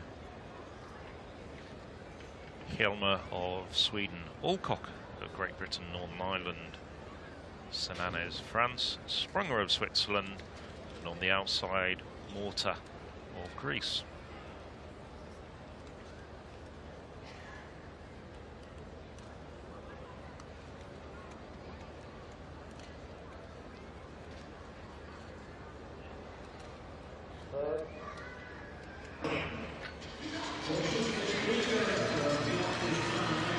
Well, Springer, as you might expect, away very, very quickly, and the tall Swiss runner up on the shoulder already of Morta of Greece on her outside. Sanana is running well behind her, so too Alcock at this stage. And Sanana and Alcock on the inside, really doing very well indeed down the back straight as they come into the second bend. And Sanana is up on the shoulder of Sprunger. Sprunger, though, looks as though she's taking things in a very relaxed fashion. Alcock in second place, coming through very strongly off that bend. Klimyuk of Ukraine. And now Sprunger just starting to go through the gears. Just look at the way that she's accelerating. Klimyuk on the inside, I think she's come through almost unnoticed. Women on the outside, probably didn't notice Klimyuk on the inside, but Sprunger, I think she might have just been pissed by... Well, the cameraman's picking out Sprunger 52.57 with that huge surge down the home straight. Just took it so easy through the second and third phases. Look at the gap there that Sprunger makes up on these last 80 meters. As you said, on the inside, the Ukrainian looking very strong indeed, but Sprunger with just a few strides next to the others, and just the length of her legs really helps in regards to that. But really great running there from the Swiss athlete, coming through strongly, and a good finish from the French woman as well. Sananes next to Sprunger manages to hang on there and also gets one of the automatic qualifying spots. I have to say, with Sananes' head just thrown back like that, it looks so laboured. She's very quick across the ground, but it looks as though she's making hard work of it. But Sprunger, she's making it look very easy indeed.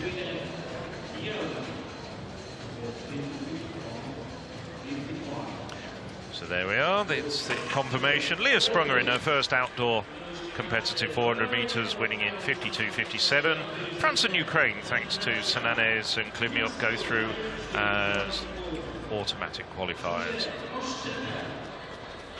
Sveti Ercetic a bit quicker in the first heat, 52.32. Alcock and Heshma get Britain and Sweden through to the final as non-automatic qualifiers. So battle royal to be anticipated between Sveti Ercetic and Sprunger, I think, in the final coming up tomorrow evening. Not to write off the other two women from the first heat. Jigbolu looked really strong there indeed, and also the young Czech. As we move back to the field now with the javelin throw and Dimitrios Tsitsos for Greece there. One European junior bronze or under 20 bronze this year, just 18 years of age, has a personal best of 77.79. For Spain, Manu Chiera, also just 21 years young, set a new Spanish record earlier this year. And for the Ukraine, Alexander Nucci, more experienced athlete. Mauro Fraresso for Italy, also threw his personal best Interesting introduction there from the Italian. And here is a very accomplished thrower indeed, Jakub Badlic for the Czech Republic, the defending European Team Championships champion. And there's a man from a very strong javelin nation, Germany. Julian Weber just finished second at the German Championships last week. Lucas Moutard for France. And another young athlete, Tom Hewson for Great Britain and Northern Ireland, again, just 18 years of age. Six-time Swedish champion, Kim Amb, has been battling with injuries in recent years, but it's good to see him back here. And Toni Kusela of Finland lining up next. Simon Wieland, who won the European Under-20 title earlier this year, is a bit of a surprise, and completing the field for Poland, Marcin Truckowski, the national record holder, gets a warm reception here from the crowd. As we have seen earlier in the women's discus throw, again, 4 attempts in total. Everyone gets 3 attempts, and then the top 4 athletes get another final attempt. And at that point, the attempts or the throwing order will be reshuffled. So the leader at that point will be throwing last. This field really is quite interesting. If you look at the makeup, as I mentioned, quite a few youngsters in there, quite a few of those athletes that we have seen compete in the age group championships over the last few weeks. Bronze medalist at the European Under-20 Championships, Dimitrios Sesios. Doesn't come close to his personal best here. Just over 70 meters, about 72 meters.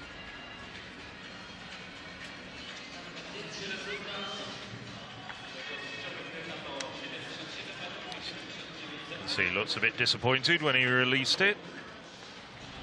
But again, I think it's worth noting here, 67.70, so well below his capabilities, but it is worth noting that it's always good to get a first mark on the board, and then you can concentrate on improving. So here's the Spanish record holder, Manu Quillera,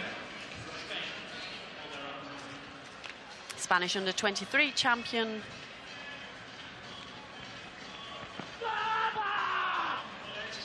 That one looks better. Over the 75-meter mark. As you can see, superimposed there, the distances. That line you could see there was the 75-meter mark.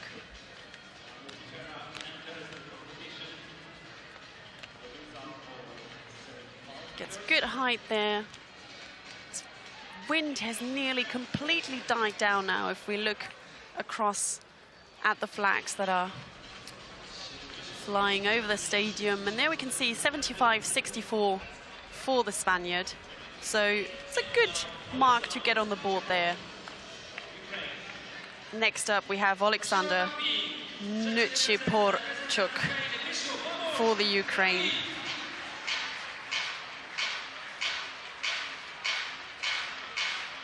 Has thrown over 80 meters this year already. Just comes down very drastically there, close to the 75-meter mark, but not quite over it.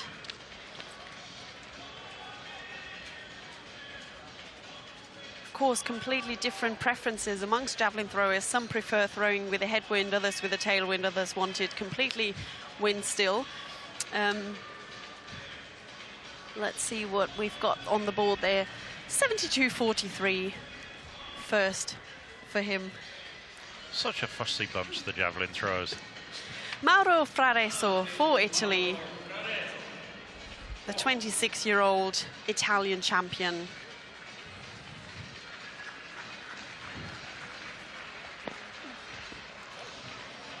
Does a Tero Pitkämäki there. Again, different techniques, gets very close to the 75-meter mark there. Not quite, I think, so probably in the high 74s. But very close with his hand to the line there, so has to be careful as to not foul.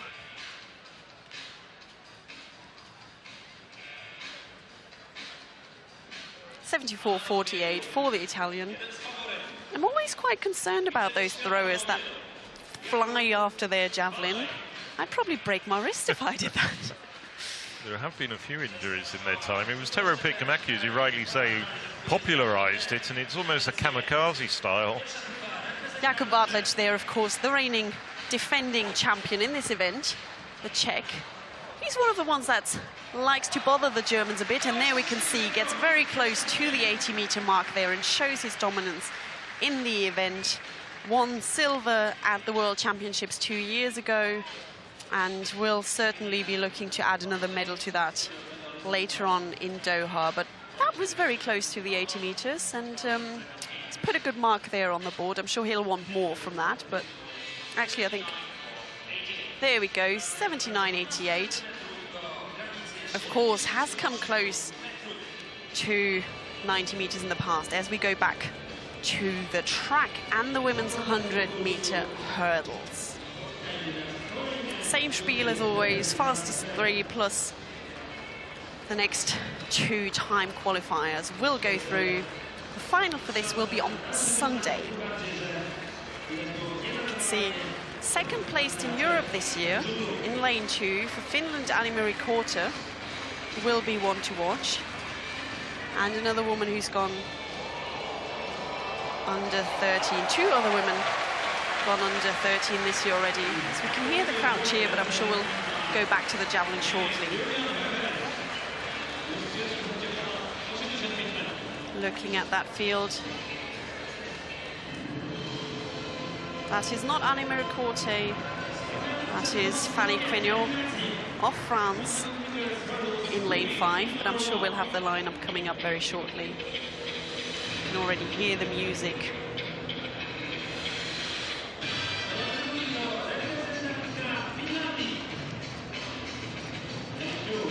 There we go. In lane 2 for Finland, Anni-Mari Korte, very promising junior athlete, had a lot of injuries and subsequently a number of surgeries, now come back with a Finnish record. And another very accomplished athlete next to her, Cindy Rohleder for Germany, European champion in 2016. Elisabeth Pesiridou for Greece, 12 times a Greek champion. Fanny Quignon, second at the French Championships, broke 13 for the first time at that race. In lane 6 for Switzerland, Noemi Spären, former heptathlete. And in lane 7, Marlene Skogström for Sweden, another heptathlete. So a very interesting mix in this race, but certainly the 3 athletes to watch here, lane 2, 3 and 5, Korte, Rohleder and Quignon, the 3 sub-13 performers. From the inside out, Korte, Finland, Rohleder, Germany, Pesiridou, Greece, Quignon, France, Spären, Switzerland and Skogström, Sweden.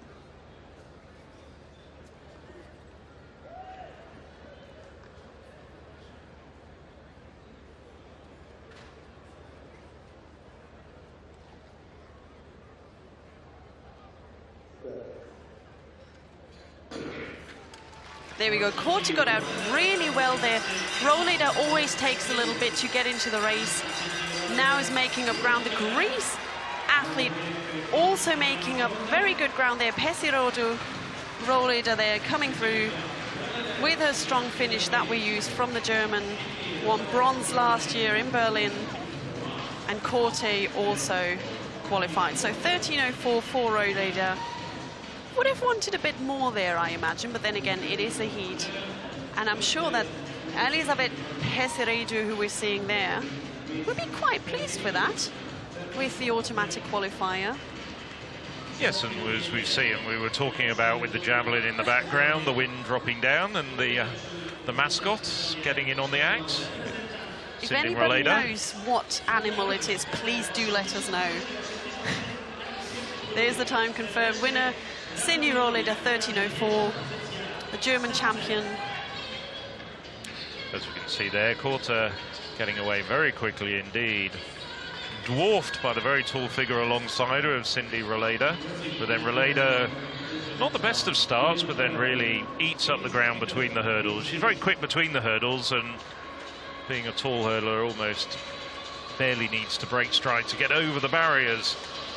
Has, of course, dabbled with the heptathlon as well, and said that that really helped her overall with the hurdles. Doing a bit of long jump helps with getting the distances right between the hurdles, but there we can see just towards the end how she dominates, and that's how she won a medal at World Championships in the past, really just over the last few hurdles, dipping through and securing those vital 100th and 10th in a race that can make or break a spot for a medal. Here it's just about qualifying for the finals, of course. That's a redo, very tidy run over the barriers. There we have the times confirmed: 13:04, 13:11 and 13:20. Quenio in 13:62. I don't quite know what happened there. Of course, she had a very good run at the French Championships and stayed a little under her abilities there, but top 3 confirmed, and 13:62 and 66 are the times we'll have to remember for the second heat. Here's a man who's definitely one of the favorites. There we can see the replay, and I think that's the roar we heard just before the start of that race. In the men's javelin, Julian Weber for Germany was leading all the way through the final round in the German Championships last week, and then Andreas Hoffmann just came through, but there 86. Very good performance there from the German to lead the men's javelin, and that will take some following up. So there's the start list for the second heat in the women's 100 meters hurdles. And a very loaded heat this, with Great Britain's Cindy O'Philly in lane 2, a 12:60 performer at best 4 years ago, and Europe's 3rd and 4th placed athletes this year. Luminosa Bogliolo of Italy, recent winner of the World Student Games, and on the outside, Karolina Kolacek. Well, just a brief pause in proceedings while the officials just tidy up some of the hurdles from the first heat. There we go, confirmation of the start list again. So very, very good heat indeed. Season's best shown, as you can see on your screen to the right-hand side of the screen. On current form, Kolacek is the fastest woman. 3rd fastest time in Europe this year with 12:75 back in June, local meeting in Cerezo. Quite a familiar figure on the international circuit. 6th at last year's European Championships when we were in Berlin last summer. 2-time silver medalist at the European Under-23 Championships. So here we have in lane 2, Cindy O'Philly, 4th at the 2016 Olympics. Lucy Kudlakova, 2nd at the Czech Championships recently. The Spanish number 1 for a number of years, Caridad Jerez. Hanna Boticina, now 32 years of age. Regular pace. The improving 24-year-old Luminosa Bogliolo took the World Student Games title, and as always, a big cheer for the Polish athlete Karolina Kolacek.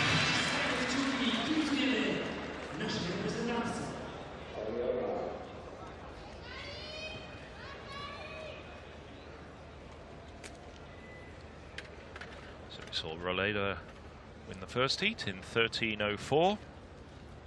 From the inside, we have O'Philly of Great Britain, Kudalova, Czech Republic, Jerez, Spain, Ploticina, Ukraine, Bogliolu, Italy, and on the outside, Kolacek of Poland.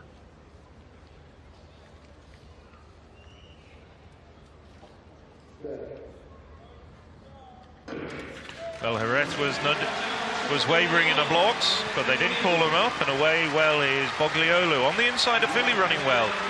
O'Philly's running very well indeed, but it's Bogliolu, and on her outside, Kolacek, Italy, Poland, Great Britain. That's the 1, 2, 3, and a very good time indeed. Bogliolu, 12:83. That's the second fastest time of her career into a 0.3 meters per second win. So Bogliolu's really brought her best form here, carrying on the form that took her to World Student Games title just 3 weeks ago. And there we can see she really got out the blocks well, as did Cindy Ofili on the inside. But the Italian there really executing that race incredibly well. Alongside her, the Pole, Kolacek, almost pipping her on the line. And I think Cindy Ofili will be pleased with that. Tore her Achilles tendon last year. But there we can see the Pole and the Italian almost shoulder to shoulder the entire race through. And just on the inside, Ofili sneaking through for that third automatic qualifier spot. Yes, Ofili started very well, but just struggled a little bit over the final 4 barriers.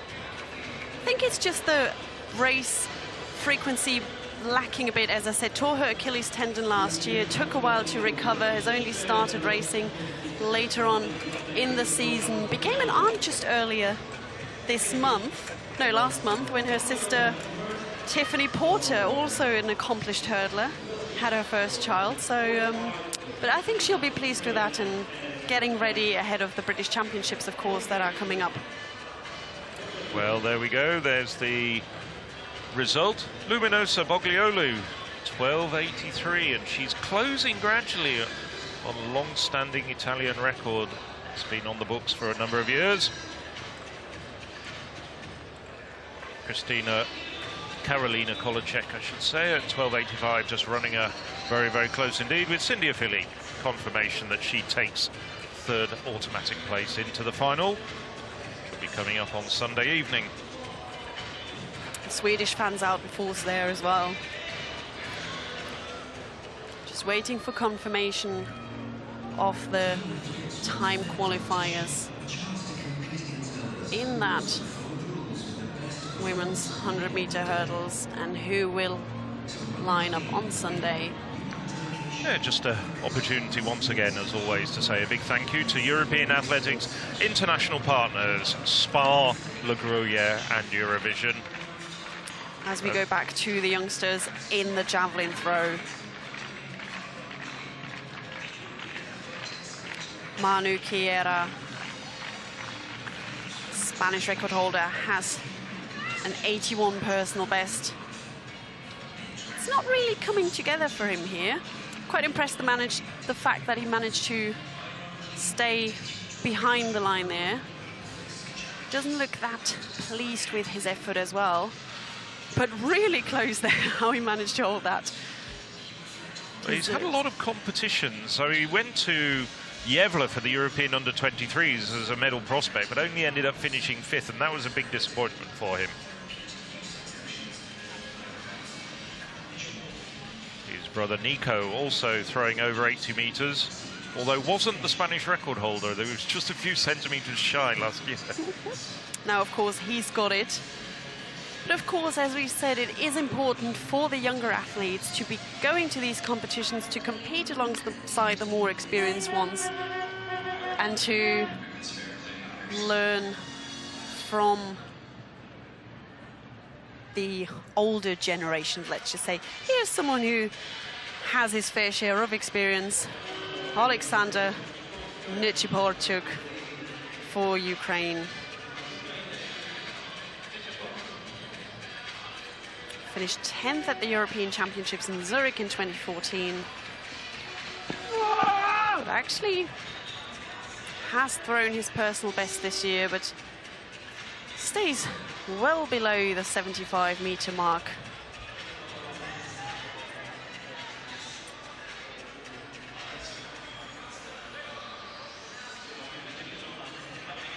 It is also slightly cooling down in the stadium, which might play a part in that. Here we have the summary so far. He's in 5th at the moment, the Ukrainian, and Julian Weber of Germany is leading this men's javelin with his first round attempt. Here is the Italian, Mauro Frareso. So far, in 4th with his first round attempt. As a reminder, the top 4 will get a 4th throw. There, no improvement for him on his previous effort of 74.48.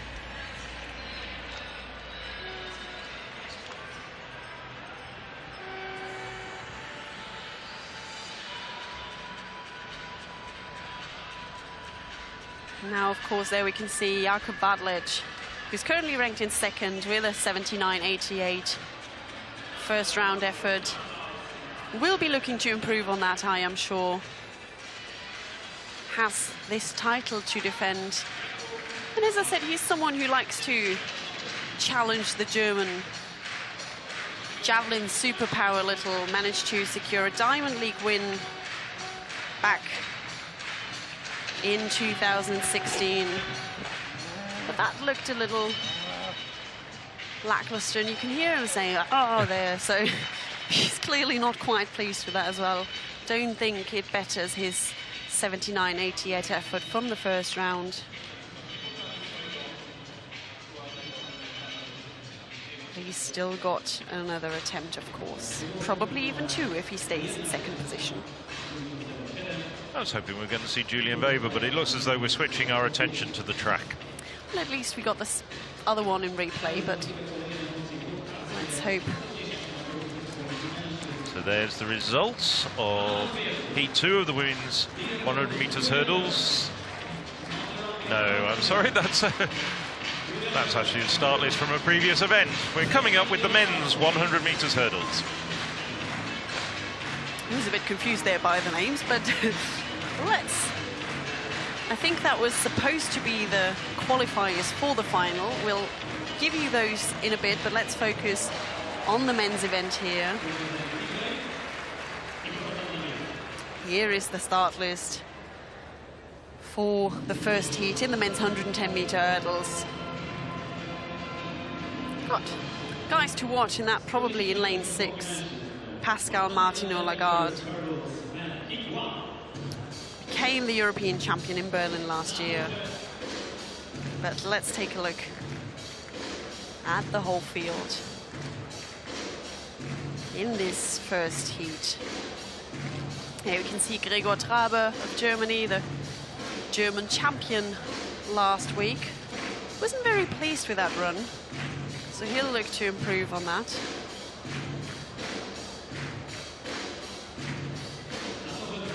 In lane 2, here we can see from Ukraine, Kirilo Komenko, who's been improving quite well this season. Elmo Laka for Finland, 10 times the Finnish champion. In lane 4, Konstantinos Duvalidis, the Greek record holders, indoors and out. Yeah, I've mentioned him earlier already. Gregor Traber, the German champion. And the man to watch in this race, Pascal Martinot-Lagarde. Only 2nd at the French Championships behind Willem Belocian, but he is a championship performer. And on the outside lane there, in lane 7, for Sweden, Jonathan Hall.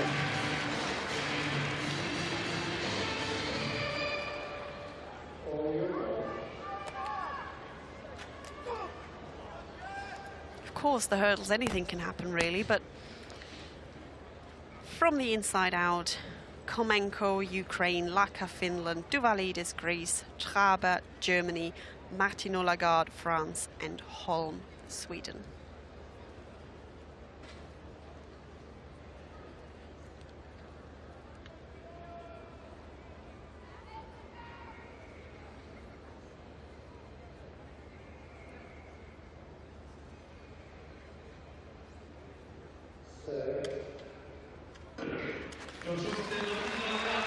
There we can see Traber gets out pretty well. Also Duvalidis, and now it's time for Pascal Martinot-Lagarde to come through. The Frenchman looking strong, gets through the hurdles pretty neatly, and as I said, the clear favourite in this race, 13.41, so really not the fastest. Gets corrected to 39. can see there's a slight tailwind as well, but for a lot of these runners it's actually about not getting too close to the hurdle, so a tailwind doesn't always have to be beneficial for these hurdlers there, as we see the replay. Yes, Traber gets out very well indeed, but it doesn't take very long before Martineau Lagarde really starts to pick it up. Martineau Lagarde, when he gets it right, is such a fluid hurdler. Duvalidis running very well, coming through strongly on the inside. So it was lanes 4, 5 and 6, the men that qualify. Fair to say also Holm on the outside had a good start, but really couldn't sustain it after about the 4th hurdle. Martineau Lagarde, well, I said he was a fluent hurdler. He did have one major crash at the 8th hurdle, but 9 out of 10 wasn't bad. Unfortunately, he's another one of those who gets hit by injuries from time to time. But as you said, when he gets it right, and has just got a very good technique. Traber, on the other hand, sometimes a little more ragged in his approach, but secures a spot in the final there for the Germans, which will also take place on Sunday. There we have the results, and Martineau Lagarde 13:39, 47 for Duvalidis and Traber with 55. Laka for Finland came through there on the inside on lane 3, and Holm in 13:82. Those two will have to wait and see whether they have qualified for the final. Yes, it is cooling quite rapidly here at the start of the program. At about 6:30, we're enjoying 25, 26 degrees. And I think it's probably a good 5 or 6 degrees cooler than when we started. Did you bring your blanket? There we can see the throw that we were hoping we'd get. Julian Weber, the German, leading the competition with 86.86 from the first round. The only man to have gone over 80 meters so far in this competition. His second attempt here. And it looks good again. Not quite over the 85, but again, over 80 meters again. So very consistent here. Similar to how he performed last week at the German Championships, where he was leading right up until the last round, and then performed his best throw in the final round and still got beat by Andreas Hoffmann. You've got some insight into this, Michelle, just looking at the distance coming up for Weber. There we go, no improvement, 83.75, but still very consistent. Yes, I mean, the first selections for the German teams going to the World Championships was announced today. 4 men in it, but it didn't include Weber. And I know, yes, you are right to mention that. It is an interesting one, of course. We have the reigning world champion with Johannes Vetter, who has a bye. We have the Diamond League champion with Andreas Hoffmann, who also won the German title. Thomas Röhler, of course, always consistent and good in championships. Those are the 3 that were kind of set. But then we have Bernhard Seifert there, who's been throwing consistently over the course of the season. But of course, we were half expecting Julian Weber, after his strong performance at the German Championships, to be part of that team. So I'm intrigued to hear what's following up from that. But back to the track now. Yes, the second heat of the men's 110 meters hurdles. And this is the pole, Damien Chikia. Running very well at the moment, 13:14. On the inside, well, better known as a decathlete, former world under-20 champion, hasn't broken 14 seconds, so perhaps just really making up the numbers, just getting a point for the Czech Republic. Hassan Fofana recently improved to 13:44. Now, this is the man, the very good Spaniard, Orlando Ortega, ran 13:05 in Lausanne very recently, just 1/10 away from his Spanish record. Jason Joseph, European under-23 champion, hugely talented, really one of the up-and-coming stars of European hurdling. Damien Chikia, personal best dates from 2 years ago, but he's getting back to that sort of form. Chikia twice 4th at the European Championships, and he finished 3rd behind Joseph in Yevla, the British representative. Cameron Fillery, 2019 European under-23 bronze medalist.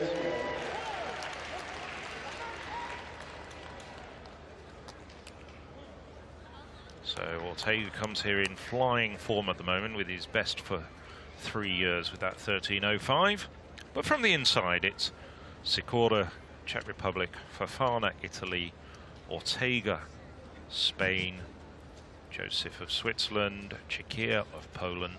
Just taking a long time, this team, this group, to settle into their blocks. And the lineup completed by Fillory, the 20-year-old Briton, out in lane 7.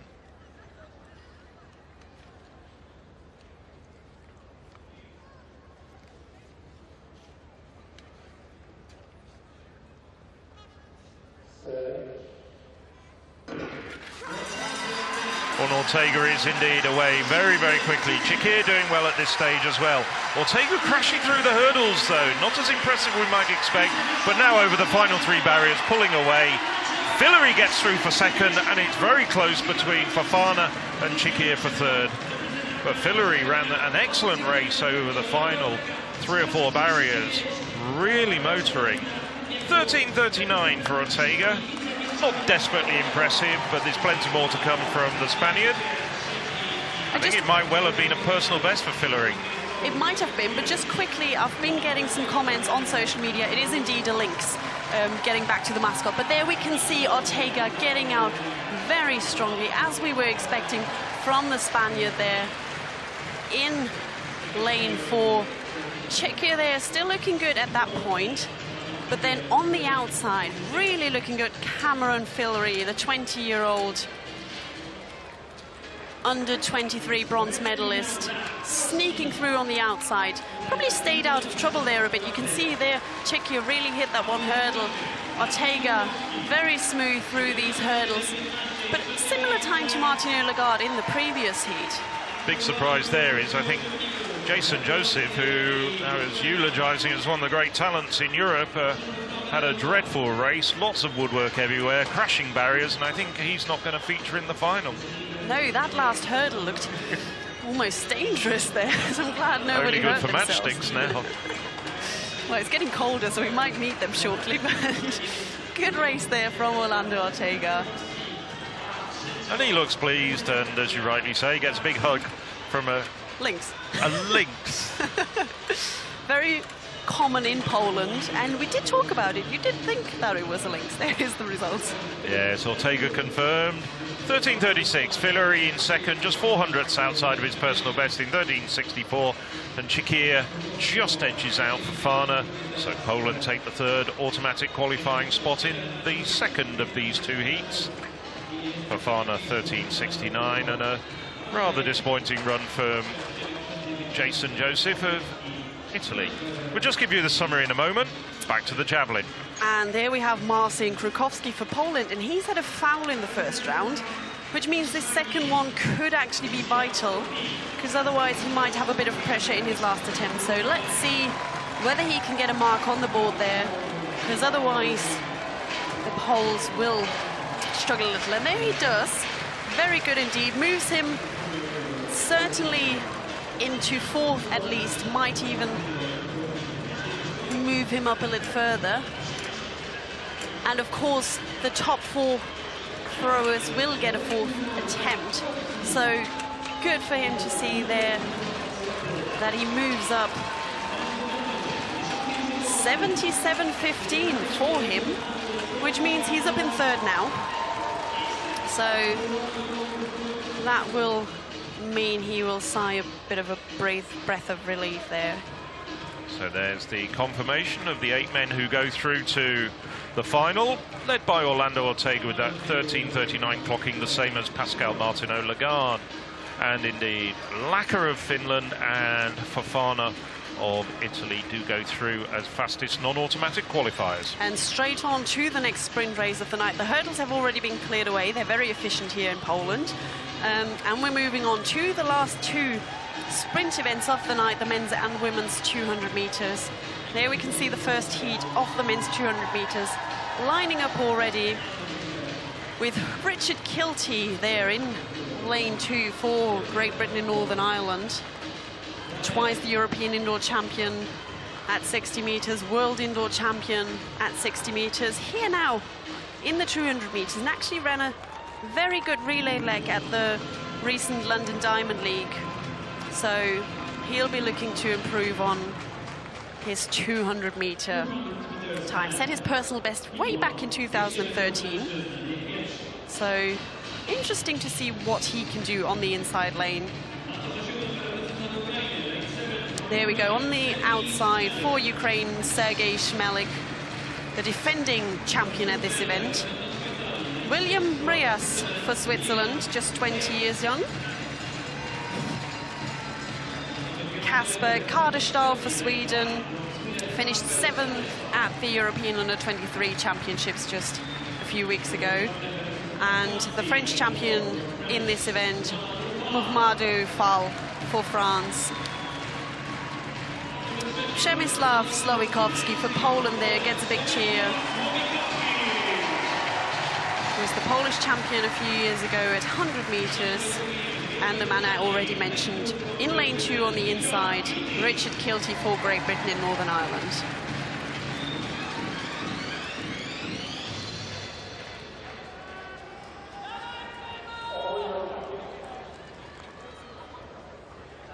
Again, 3 fastest in each heat, plus the time qualifiers. The next 2 time qualifiers will go through to the final on Sunday. From the inside out, Kilty, Great Britain and Northern Ireland, Słowikowski, Poland, Fall, France, Kardestahl, Sweden, Reyes, Switzerland and Shmelik, Ukraine.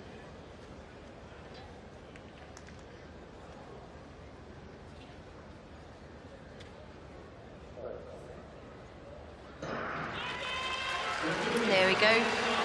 And it looks like the Swede, Kardestahl, had a very good start there in lane 5. Of course, now France, Fall coming through very strongly. And Richard Kilty on the inside, also looking very good indeed.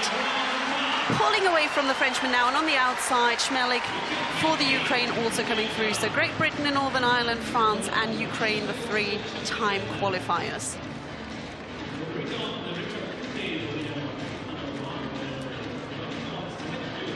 There we go, in the end. Very comfortable for Richard Kilty. We don't see too many 200-meter races from him, confirmed as the winner in 2072. Well, Kilty away quickly, as you might expect from a 2-time world indoor 60-meter champion. Perhaps a little bit tight on the bend, but it's the long-legged Mohamedou Fall, coached by the French national high jump record holder Michael Hanane. And then Kilty comes through very strongly again with another change of gears over the last 50 meters. And Shmelik of Ukraine takes 3rd place. So Great Britain, France and Ukraine, that's the 1, 2, 3 in this race. Fall's an interesting character, despite it being now well into his 20s, has only been training seriously for 2 years. Last year was his first serious season in the sport. And I'm really impressed with Kasper Kardestahl, the 20-year-old Swede there, who comes through in 4th. And I think he got a personal best, if I see it correctly on the screen on the far side there. So really good performance there from him on the big stage with some very accomplished athletes there. Richard Kilty, not sure whether he's not pleased or whether he was thinking he could do a bit more. There we can see personal best confirmed for Kardestahl in 4th, but it's Richard Kilty, Fall and Shmelik, the 3 automatic qualifiers. So Kardestahl and Reyes in 4th and 5th. We'll have to wait and see what happens in the 2nd heat. Yes, well, Nightfall descending over Bydgoszcz as we move along to the 2nd heat of the men's 200 meters. There's some interesting names in there, not least of which is Pavel Maslak, 3 times world indoor 400 meters champion, concentrating very much on 200 meters this year after some injury problems and fitness issues at the end of the indoor season. Samuel Garcia, also better known as a 400-meter runner, he's helping out the Spanish team by dropping down distance.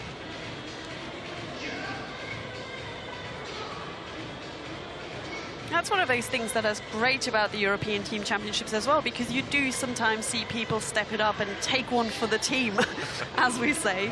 And the other thing that we're seeing a lot here is the fact that there are quite a few multi-eventers taking various responsibilities for their teams. Yes, we'll see that over the course of the weekend. I believe Geraldine Ruckstahl, for instance, the European under-23 heptathlon winner is throwing the javelin. Well, she's a very accomplished individual javelin thrower. So here we have Garcia, very, very tall figure. He always stands out in a crowd. About 1 meter 93. And there's Desalu of Italy on the outside, the 25-year-old Italian. Made last year's European Championships 200 meters final. Essea Desalu, personal best of 2013 last year. It's just starting to round into that sort of form. Well, won a medal in Berlin last year as part of the Spanish 4x400 meter team. Samuel Garcia in lane 6. Panayotis Trivizas of Greece. The Greek in lane 5. Now 31 years of age. His personal best dates back a decade. Pavel Maslak. Well, not quite in the sharpest of form over 400 meters, but useful over 200. Oskari Leitonen. Leitonen has improved to 20.83 this year. And on the inside, Stephen Muller, 2019 German champion, another man who's improved this year. 28 years of age, has gone down to 20.42.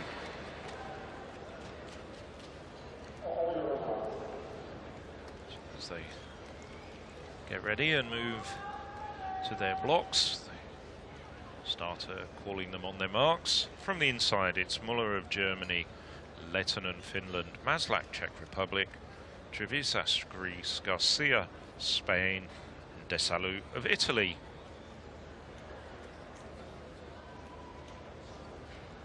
Not much to choose between these runners right the way across the board.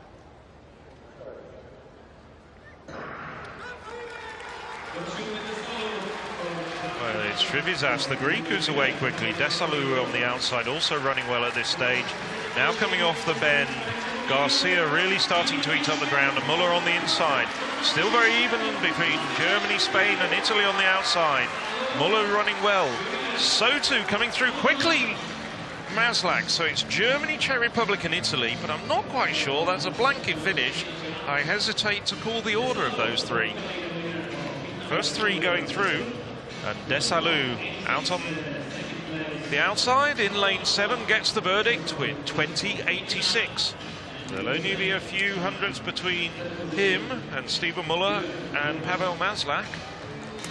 Just waiting for the 1, 2, 3, the confirmed order. There we have the replay, and you can see really on the outside, not phased by any of the rest of the field. Desalu for Italy looking very good. Muller coming through like a storm on the inside. Maslak still hanging back, but of course as a 400-meter runner does take a little more time to get rolling, and that's why he has such a strong finish. Muller is now really tying up on the inside. On the outside, Desalu is still looking good, and I think Maslak might have caught Muller there just at the end. Muller actually a last-minute replacement for Robin Evera, who was initially down for this team, but he's looking in good shape. Just a bit of a surprise that the Spaniard Garcia just weakens a little bit over the final 50 meters, but I think he's probably done enough to get through, because it wasn't a strong heat, that first heat. 4th place outside, 21 seconds. Muller, of course, a former American football player in the German league, and only started sprinting just to get faster, and then was brought to the sport and actually is doing pretty well for himself here. So as the results come through, well, they took a bit of time deciding the standings, but Desalu 20.86, Maslak and Muller same time, 20.89, second and third, split by a few thousandths, and Garcia 20.97. Well, he's inside 21 seconds, so I can tell you he goes through as a fastest non-automatic qualifier. The Spaniard in 4th place in that heat. There he... Kasper Kardestall. The youngster. Sorry, I had to talk over you there, but I'm very excited that his personal best actually got him through with that last qualifying spot. No doubt at all about the fastest man in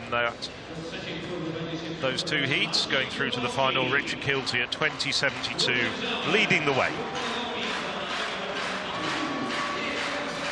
Let's hope we'll go back to the javelin, because we can hear some clapping in the background, because I think it's the pole Marcin Krakowski, who is lining up and who's currently in third position thanks to a 77 15-meter throw in the second round. So this is his third attempt. Can he come close to Julian Weber?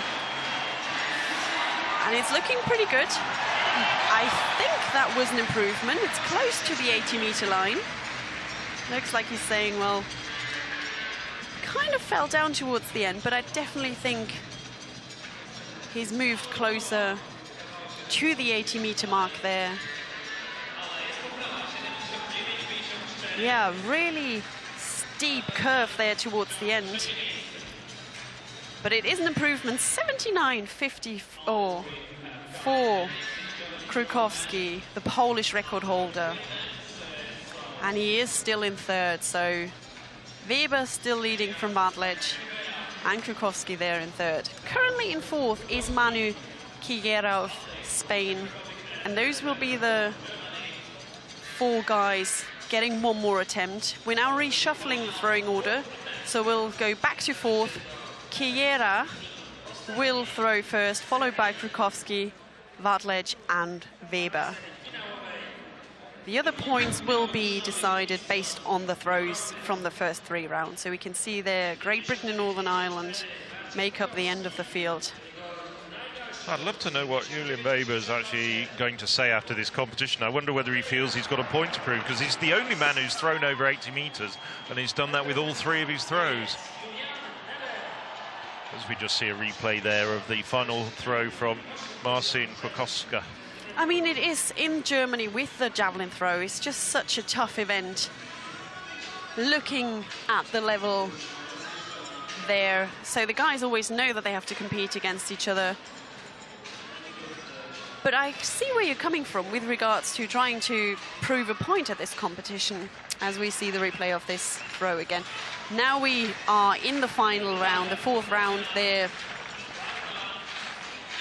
Manu Quillera, the Spaniard, set a Spanish record of 81.31 earlier this year.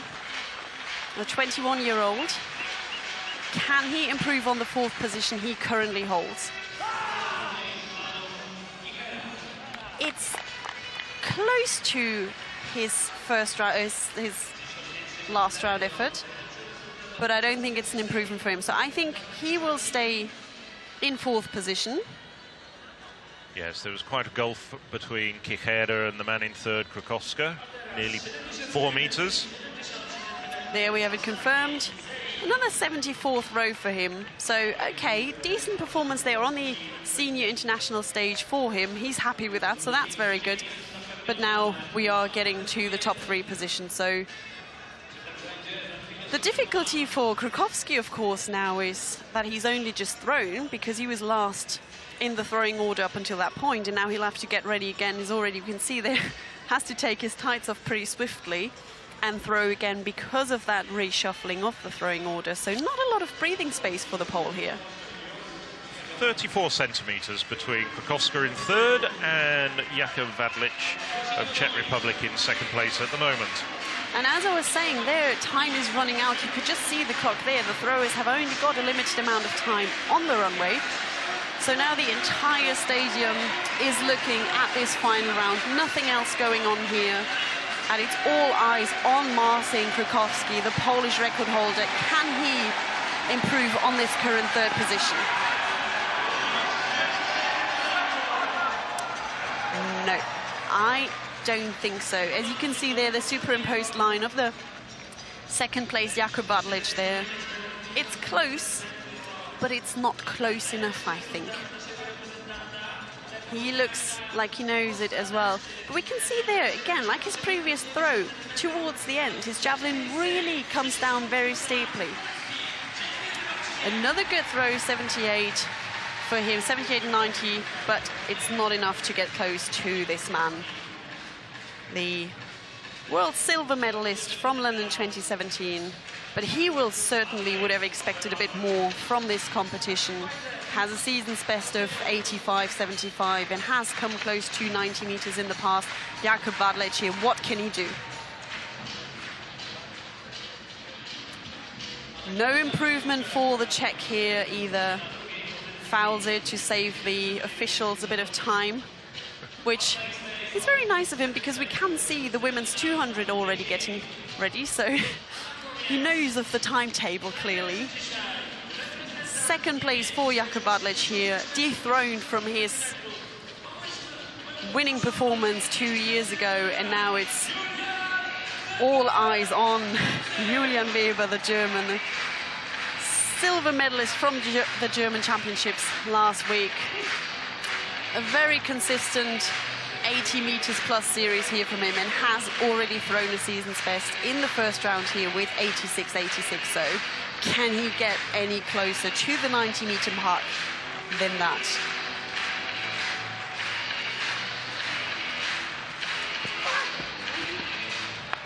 Certainly looks good again, but it's not close to his leading throw. But I think every throw over 80 meters, the only man in this competition to go beyond that mark, and I think it's been a showing of German javelin dominance as we expected, or I expected. Well, notwithstanding that, they also went to form this competition. The 1-2-3 on paper before the competition started ended up as 1-2-3 in the scoring, and 12 points to Germany again. Good start to Germany. The two finals to be concluded tonight. Maximum points in both of them. The women's discus a little bit earlier, thanks to Claudia Vetter, and now Julian Weber gets the defending champions off to an admirable start. And we can always see great camaraderie amongst the javelin throwers as well. Often things like javelins get lost along the way to travels, and a lot of times they will be sharing coaches and training equipment. There he gets congratulated by the rest of the field and the officials. As we are getting ready for the final two track races of the night, I'm sure he'll showing his spikes there. Was that one loose? I think one was loose. It looked like he... Or he'd lost one, I think. I think he was actually... Maybe the last throw, he was actually had a damaged boot there. Somewhat quizzical look. I wasn't too impressed with what he dug out of his kit bag there. It's been in there for a little while. It was hot today. I know that feeling. I pulled a few things out of my kit bag after a long day in the sun and had exactly the same expression. But I'm sure the Poles will be pleased with that third place finish in this event. I'm sure Julian Weber will feel that he has proven a point here. Really has performed well, as I said last week, at the German Championships. And I think, Phil, you're looking at the placing table, am I right? I am. I'm just doing a quick bit of arithmetic. And it does look as though at the moment it is Poland with 2 victories, therefore 24 points. After 2 of the 40 events, very early stages in this competition. And Poland have 19 points in second place at the moment. But a very, very long way to go. Another 38 events to be concluded over the course of the next 2 days of competition. And actually, I've said something wrong earlier, because I said there's only 2 track races remaining, and in fact it's 3, because we have 2 200-meter races, as well as a non-scoring event that is also on the timetable, the mixed 4x4 relay. Well, the women are being led out. There's just a slight hiatus in proceedings. You've probably seen on every single competitor's bib here the Iron Clean legend, which is European Athletics' innovative online learning program to educate athletes about anti-doping ethics and procedures. And of course, it has been mandatory now at the European under-18, under-20 and under-23 championships for athletes competing at those competitions to undertake the learning program. Coming up this winter in Tilburg, I should say, in Lisbon. Tilburg was last winter's European cross-country championships. It will now be mandatory for senior athletes to undertake the e-learning program before competing.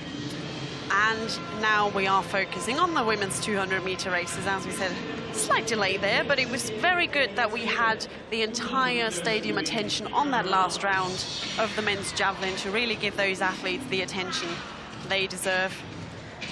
And now, final 2 200-meter races there. On the outside, we have Paula Sevilla for Spain in lane 6. Hanna-Marie Latvala, who we've already seen earlier today, so her second race of the day. I wonder, she'll probably run a relay as well, so busy weekend for the Finn. And certainly one of the favourites here, Mujinga Kambunji, the world indoor bronze medalist at 60 metres last year for Switzerland. Italy's Gloria Hooper, they're in lane 4. And Jessica Bianca Vesoli, the World Student Games silver medalist this year for Germany, in lane 3, and completing the field in lane 2, Yelizaveta Bryshkina for the Ukraine.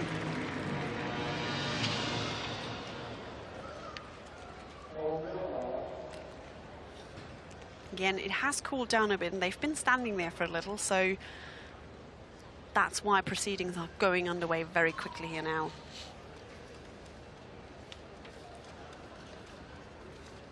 From the inside, Bryshkina, Ukraine, Vesoli, Germany, Hooper, Italy, Kambunji, Switzerland, Latvala, Finland, and Sevilla, Spain.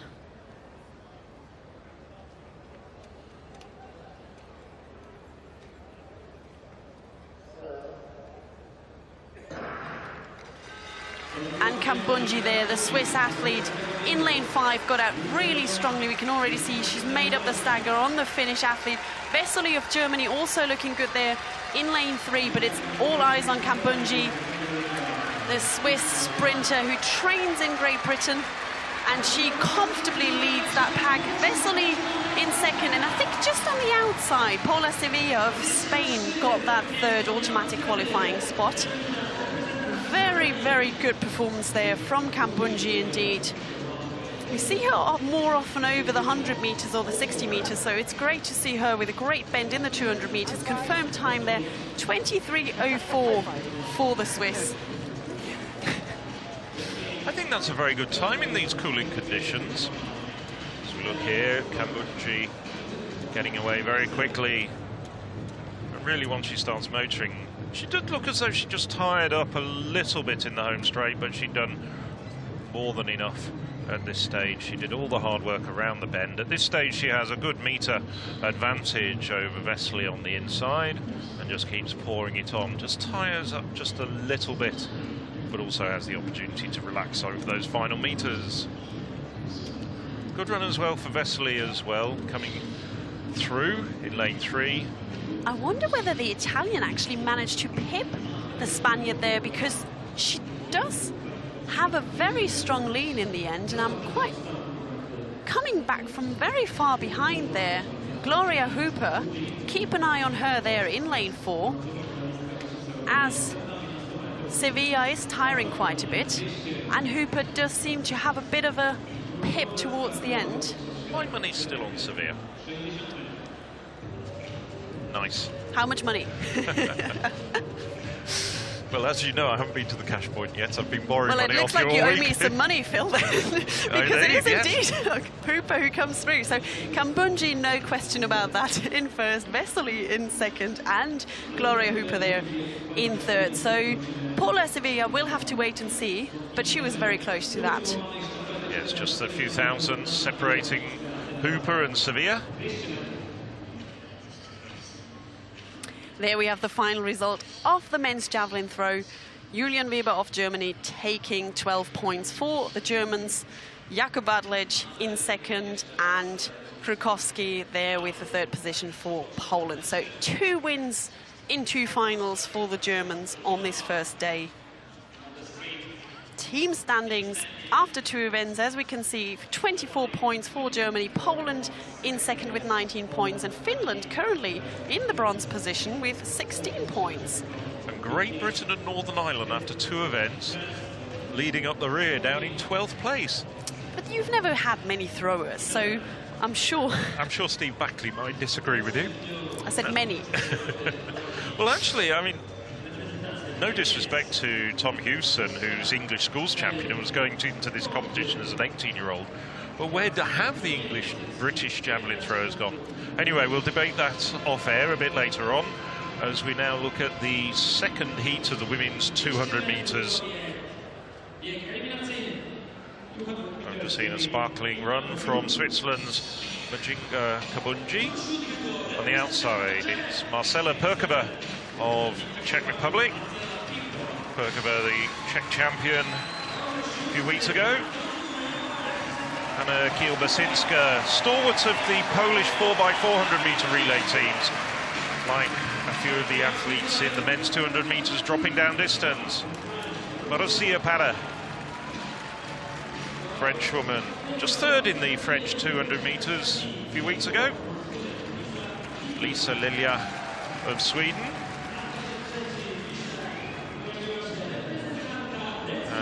Rafaela Spanudakaki Hatsiragi, already running the 100 metres a short while ago, and Jodie Williams. Jodie Williams, former world under-20 100 metres champion, medalist at Commonwealth Games and European silver medals at 200 metres. Coming back to the best form she showed a few years ago, has run a season's best of 22.75. Williams, the fastest woman on current form in this field.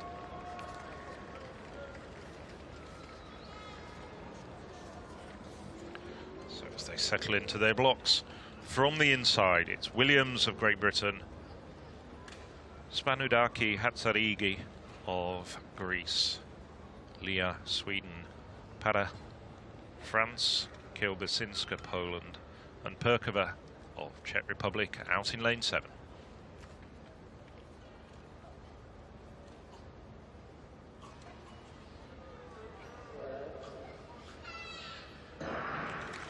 And Williams away very quickly. Kielbasinska also having a good start around the first 50 metres. Kielbasinska really getting into a running. Williams now, but Williams had a terrific second half of that bend and is really pouring it on down the home straight. The Greek on her inside doing well at this stage, and a battle for third between Para and Kielbasinska, but no doubt it's all about the winner. Jodie Williams winning in 22.97, and what an emphatic run by the Briton. Very nice running indeed from Jodie Williams, who, after a few years in the wilderness, is now starting to really come back and show the talent we knew she had as a teenager, and was demonstrated amply on the international stage with those international titles. And as you can see there, she had a fantastic start, and that bend was absolutely magnificent there. She's run a fantastic 400 metres recently as well, but look at the lead she already has coming off that bend there, and also looking really relaxed. It's not really tightening up or anything there. She's easing up now, and the gap between her and the rest of the field is quite staggering there. Good run there from the Greek athlete next to her, and also nice to see that Anna Kielbasinska is coming through for the third automatic qualifying spot for the Polish team. But what a run from Jodie Williams, who after many years of injuries is coming back into great shape now, having relocated to the US a while ago, lives and trains in Phoenix, and she is really the one to beat in the final on Sunday, if you ask me. Oh, without a doubt. But also a good run, though, from Spanudaki Hatsarigi on the inside. She made the final of the 100 metres with a season's best, and this was her first outing. Just looking at my notes, her first outing over 200 metres this year. She's come in as a late substitute for Maria Belibakasi in this event as well, and we saw a Greek substitute coming in for Belibakasi in the 400 metres. Williams enjoying a little moment in the spotlight this evening here in Bydgoszcz.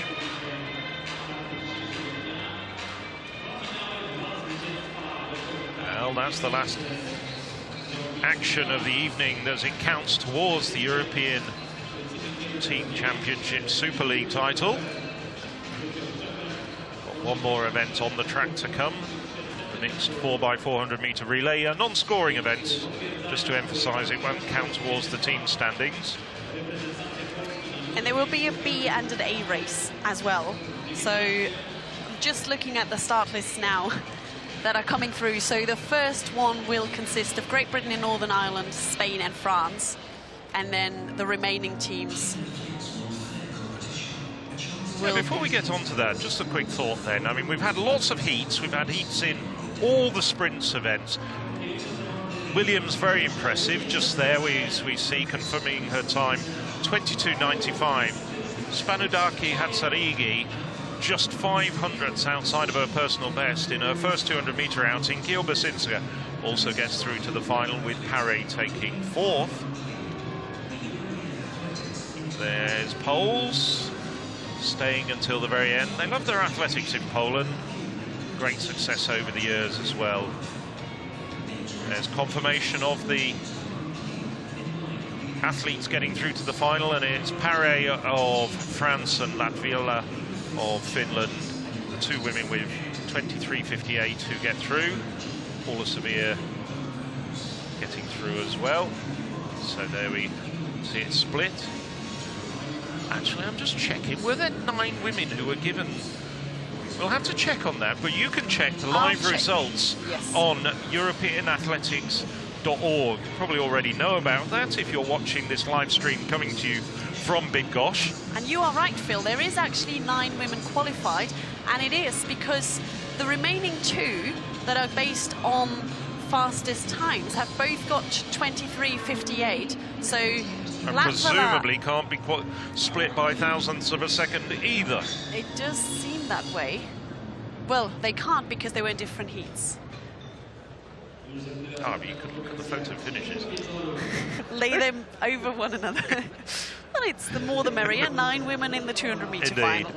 And this track, which was is actually fortunately a 9-lane track.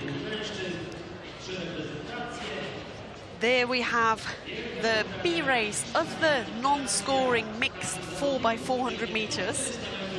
As I said, Great Britain and Northern Ireland, Spain and France in this B race. And it is actually a nice opportunity for athletes to also show their form. I was at the warm-up track yesterday and listening to some of the teams as they were discussing the relay spots, and one of the British team coaches mentioned the fact that this championships really is a chance for everyone that is here to prove their form, to show that they can run a relay. So regardless whether you are in the mixed one or individual one, it really shows whether you have to understand the tactics for the relay, and it's a great opportunity for the younger ones as well to go out there and represent their country on the international stage. Of course, a mixed relay also at the World Championships in Doha later this year, but here we have the B race. French team consisting of Maurice, Trinkler, Zali and Hahn. Maurice leading off the team there.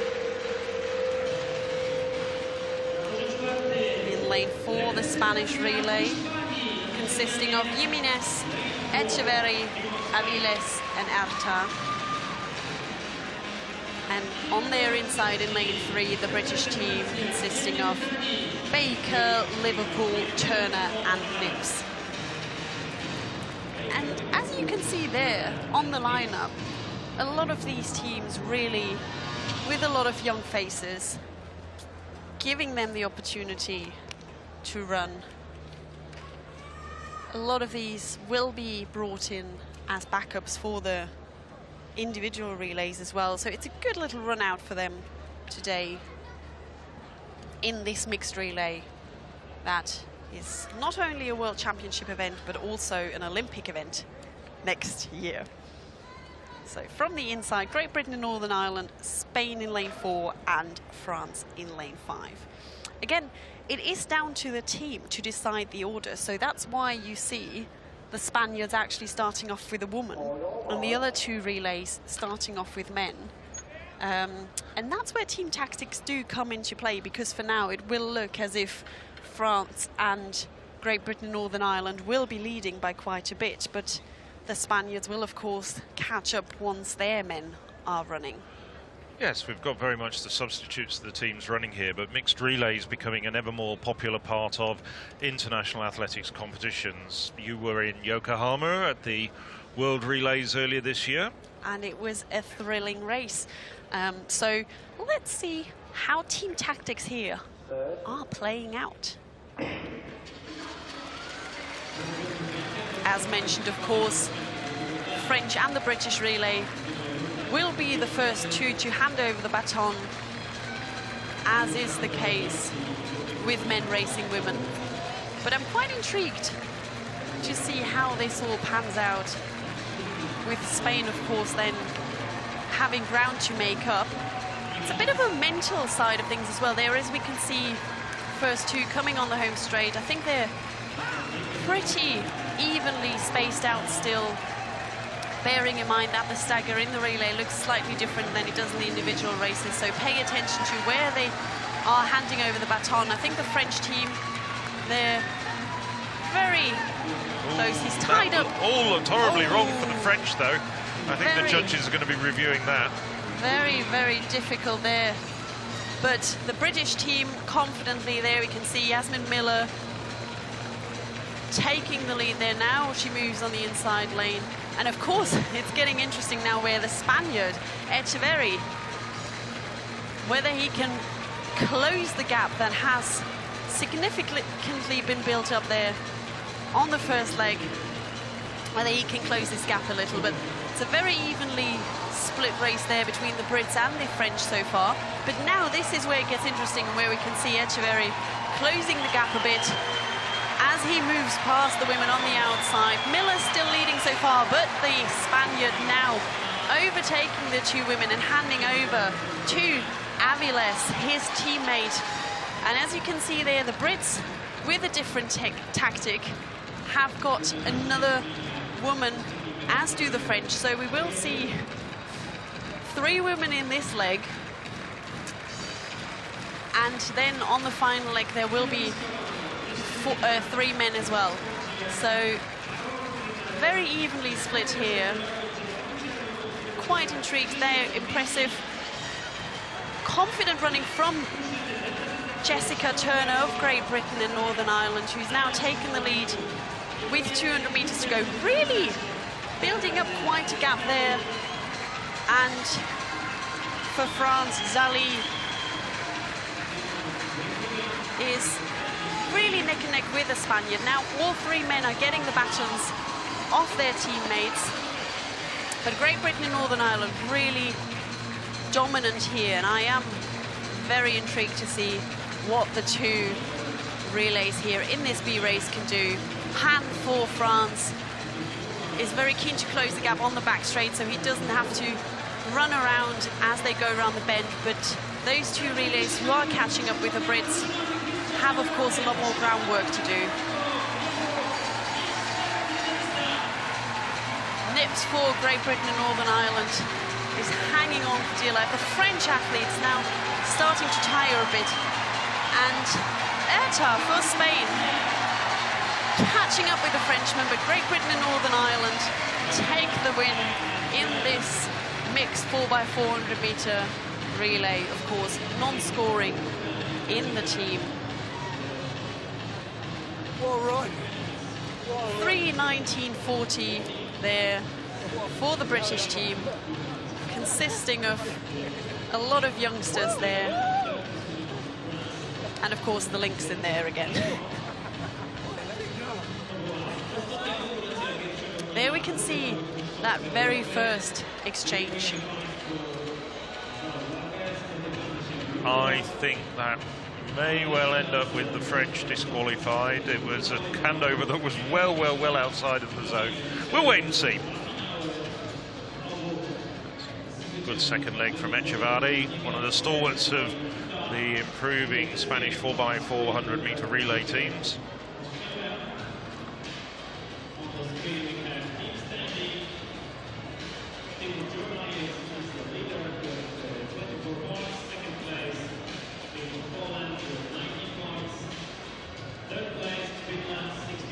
see the replay there of the final leg with Nibs of Great Britain, Northern Ireland bringing his team home. His father, probably well known, Ralph Nibs, the very, very fine rugby player from the 1980s. A very good sprinter himself, Ralph Nibs. Certainly so. Some good genes being passed on to his son.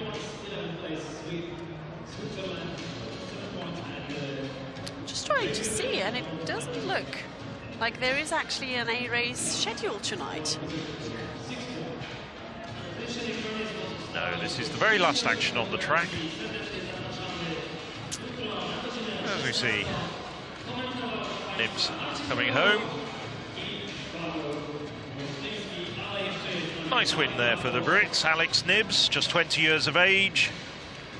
He was a 4x400 metres bronze medalist in a British vest at last year's World Under-20 Championships, and on this occasion really showing he's one of the rising talents. Also a very good 400-metre hurdler. He was in the final of the 400 metres hurdles at the European Under-23 Championships in Javelin recently. And as you can see, the stadium has emptied very quickly, so... Yes, it's starting to get a little bit cool. And Britain, it may have been a non-scoring race, and they may have been bottom of the table at the end of the first day here in Bydgoszcz, although I think we can expect Britain, given their heritage and the talent of their team, to certainly not be at bottom at the end. It would be a huge surprise when looking at Britain, perhaps not challenging for a top position on this occasion, but certainly putting up a good showing. Great Britain having finished third on a couple of occasions, including the inaugural European Team Championships back in 2009 when we were in Leiria in Portugal, and also in 2013. So there, you saw it a little bit earlier, the team standings after two events. Germany leading the way with 24 points. Poland and Finland complete the top three. And in the relegation spots, Spain, Ukraine, Sweden, Switzerland, and Great Britain, Northern Ireland. But tomorrow we have another 20 events to be concluded, and 18 on Sunday. So lots of action still to come over the course of the next 2 days. Tomorrow, transmission on the European Athletics live stream coming to you from Bydgoszcz. The European Athletics Team Championship Super League will start at just before 4 o'clock local time, and the first events to get underway will be the women's pole vault and the men's long jump. So as we look at the team standings, I think it's time for myself, Phil Minshall, and alongside me, Michelle Samet, just to say good evening to you. We hope you've enjoyed the first day of these European Team Championships, and once again, please do join us.